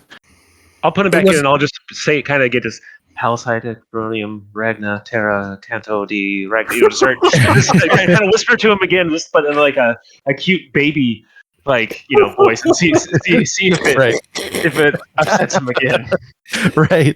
So it's as if it doesn't seem that he could understand what you're saying, but it seems like he's in physical pain when he hears those words. Yeah, so he begins to he winces and begins to cry and kind of squirm again. Oh, it's okay. You're abusing him with a dead language. Yeah. I'll get out his beanie or whatever it is again, and then I'm not trying to torture him or perform an exorcism by myself. So I'm just trying to verify it for myself, and then I'll start bouncing him again and try to get him happy again. Okay.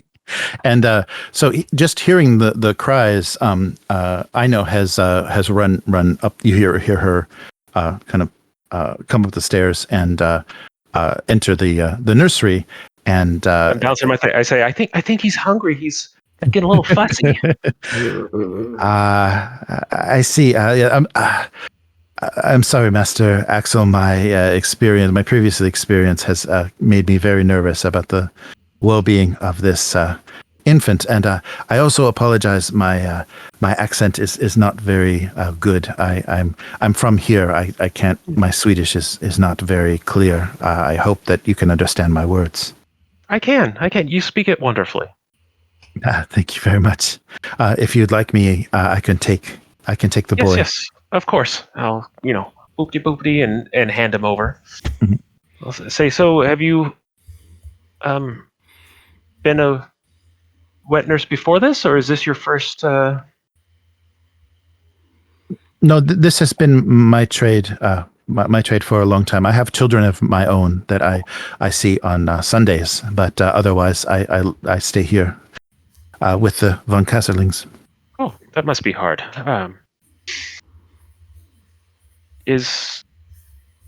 Tell me, is his health been good? I know there was some concerns. Is he eating well? Yeah, she seems a little reluctant to talk about the baby, so she just kind of closed mouth, just kind of nods and continues to comfort the baby. If you want to try and manipulate, you might be able to get her a little more comfortable. I don't know. I'm kind of awkward. I'll give it a shot. No, I fail at that. I'm not going to push that right now. I feel like I already have a read on the situation, kind of. So, all right. Yes. Yeah. So she admitted that she's local. She was born here and has worked with has been a wet nurse and worked with the family. Yeah, but as far as like speaking, so she seemed a little asking questions directly about the baby. She seemed to not want to say something like she did. Yes, she seemed to not want to. She either kind of concern about what you might think of her opinions, or just not trusting strangers. Yes, both are probably true on some level. Okay, I'll go back out and I'll catch up with her later, I think. But I'll go back out, find my cousin. Now it's been a while. Tell him that I'm going to go back and check myself into the sanitarium. Yeah, the sanatorium. Yeah, sanatorium. Right. So and hopefully be able to spend some time with your wife and have a pleasant conversation with her. I hope that's possible. Please tell Dr. Norman that you have my permission to talk to Agnes as much as is needed. I feel that you could be a very positive influence on her, and not spreading some paranoid ideas of the devil and her baby. Please. Yeah, I will. So we will have dinner. So dinner, you will be dining with us this evening? Yes, and then I'll head back to the sanatorium. Very good. All right. So wait, are you going there and coming back for dinner? I don't understand what you're... No, I think just the timing's off. I thought maybe we're going to eat and hang out, and then I'm going to go there after, I think is what we're doing. Okay. Right? Yes. I'm going to spend the night there. There's no reason to go there and come back sometimes. So. Right. Okay. That's good. Yeah, I don't have a good... Yeah, we're still kind of in the middle of things. Oh, so, but the one thing that your cousin... So before... I guess, yeah, we'll do... we'll just do dinner. Yeah, we'll just do dinner. We'll do dinner. And... Hey man, I've been snooping all this time. That's right. Snooping. We got Nils is snooping. I know I'm just a lowly servant and all. But... right. Sorry. So you easily could make your way into the like the master bedroom and things. And you do see a disturbing amount of crucifixes, and there are icons that obviously matched the ones painted by the priest. So Agnes has become quite serious in her spirituality. There are many things that show the heavy influence of the church on her. Let's see. Apart from that, there isn't anything unusual about the residence that Nils finds, and he even, if you snooped around a bit more and looked into the wet nurse's bedroom, you could see that she was local. She has some kind of a craft, like a handmade crafts and things that would be of this island. And is there anything like the religious iconography is in the master bedroom? Yes, yeah. Agnes has. I'm gonna go out on a limb here and assume that the nursemaid's room doesn't have any of that. Correct. Yes. Right. Yeah, she has more traditional, no signs of any Christian belief, and very traditional. Any creepy people made out of sticks dangling from the window or anything like that? Oh yeah, yeah. Let's say actually, yeah, 30 of them. Yeah. there are some small, I guess. Let's see what. Yeah, there are some kind of like wooden carvings of like little characters that she's placed around the room. You can't tell if they have a function, but the location is a little bit suspicious.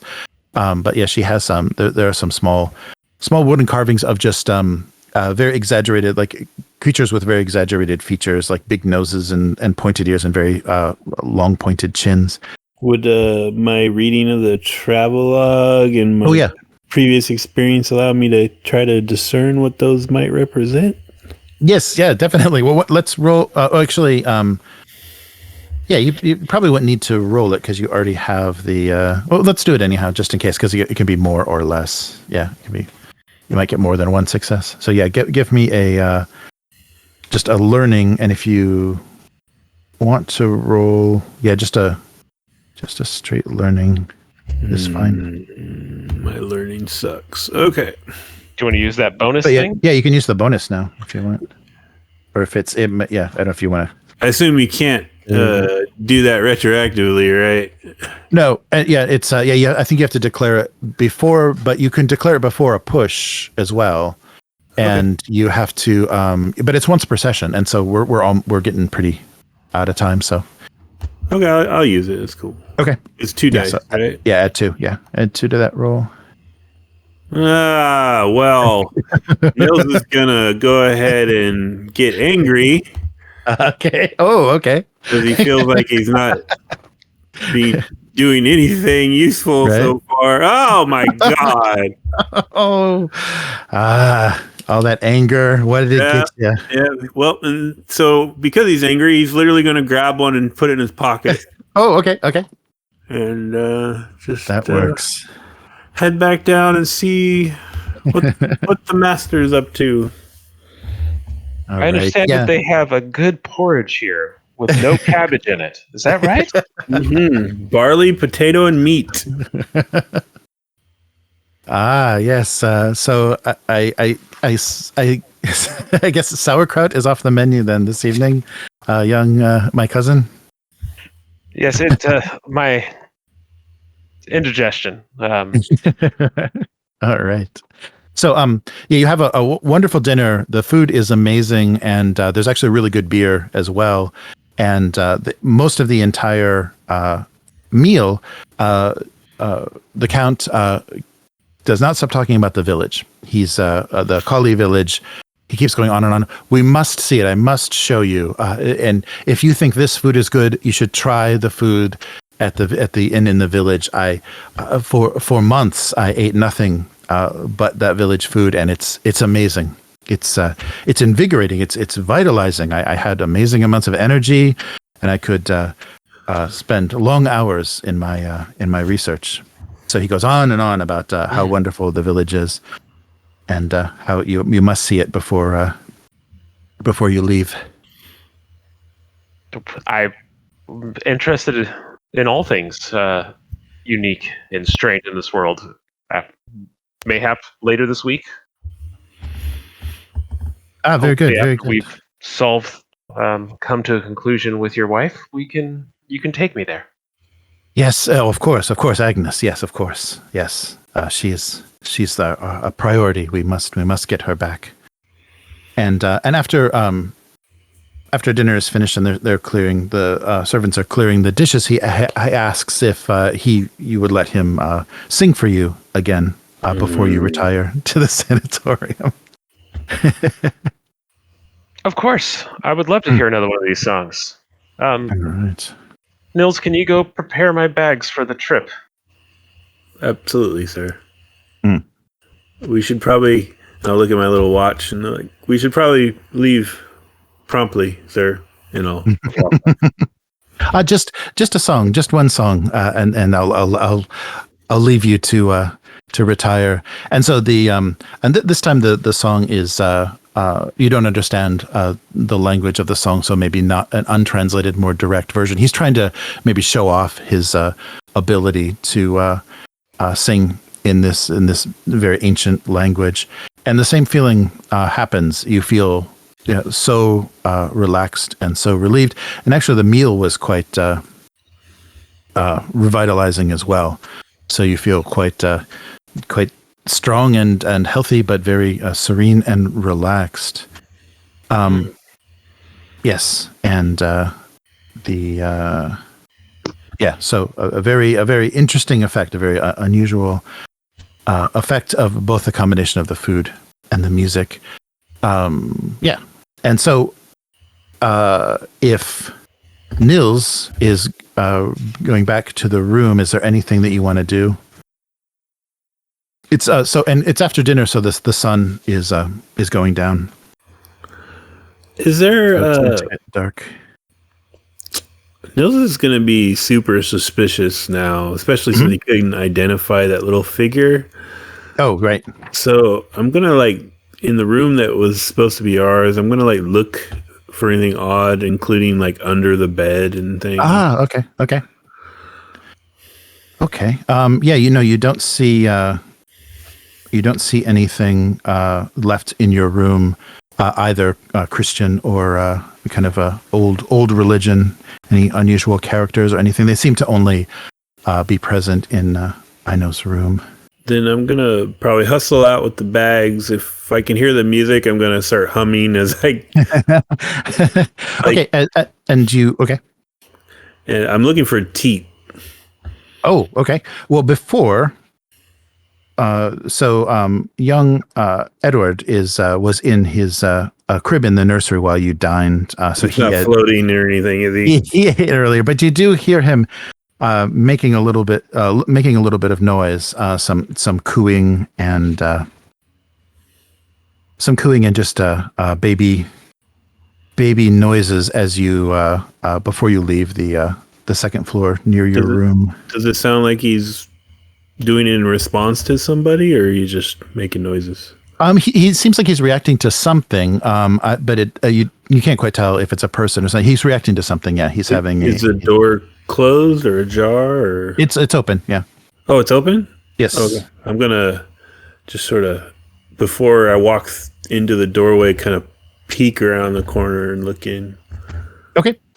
And so it's getting dark and the moon is already out, and the crib has been pushed against the large window that overlooks the garden, and so some moonlight is starting to come through the window onto the crib, and that seems to be what there's nobody in the room, so that seems to be what he's reacting to. And oh, come on, sorry, the organization is always so frustrating here. Yes, so the baby is cooing and seems quite happy in the moonlight, and you glance at him and you see the same, pink cheeks and curly hair, and big eyes staring up at the moonlight. But when as he kind of moves around, as he kind of happily squirms around and grabs his toes and things in the bed, you think you also see just flashes, like it's something that is coming and going. You see small flashes of tiny horns on his forehead, and as he's holding his feet, you see a tail. Does it look like one of the figurines? Yes, it's very similar. They did have horns and tails. Well, I'm already in an angry state, so I think I very resolutely just put the bags down and walk into the room and okay, look at him. Yes. And yeah, so my grumpy old man voice, child, what are you on about? and he's a little bit startled, but still not upset by your presence. And when you're looking at him, there's something very odd going on. It's almost as if the moonlight is breaking some sort of illusion, but very temporary, and your sight is allowing you to see this. So it's very possible that the Count or the wet nurse wouldn't be able to notice this. Something is making his appearance fluctuate between very pink cheeked, curly haired, and a sort of small horned greenish complexion on the baby, and it goes away. In the time when I can see the horns and whatnot, does his face look the same? Does he look different, or his face looks different? Yes. So the appearance, the similarity he had in his facial features to the Count completely goes away. So he looks very different and much more angular and sharp, even for a baby. So I'm going to back out of the room. There's a good child, and close the door. Pick up the bags and stomp very loudly down the stairs. Okay. Master, I believe the coach is ready.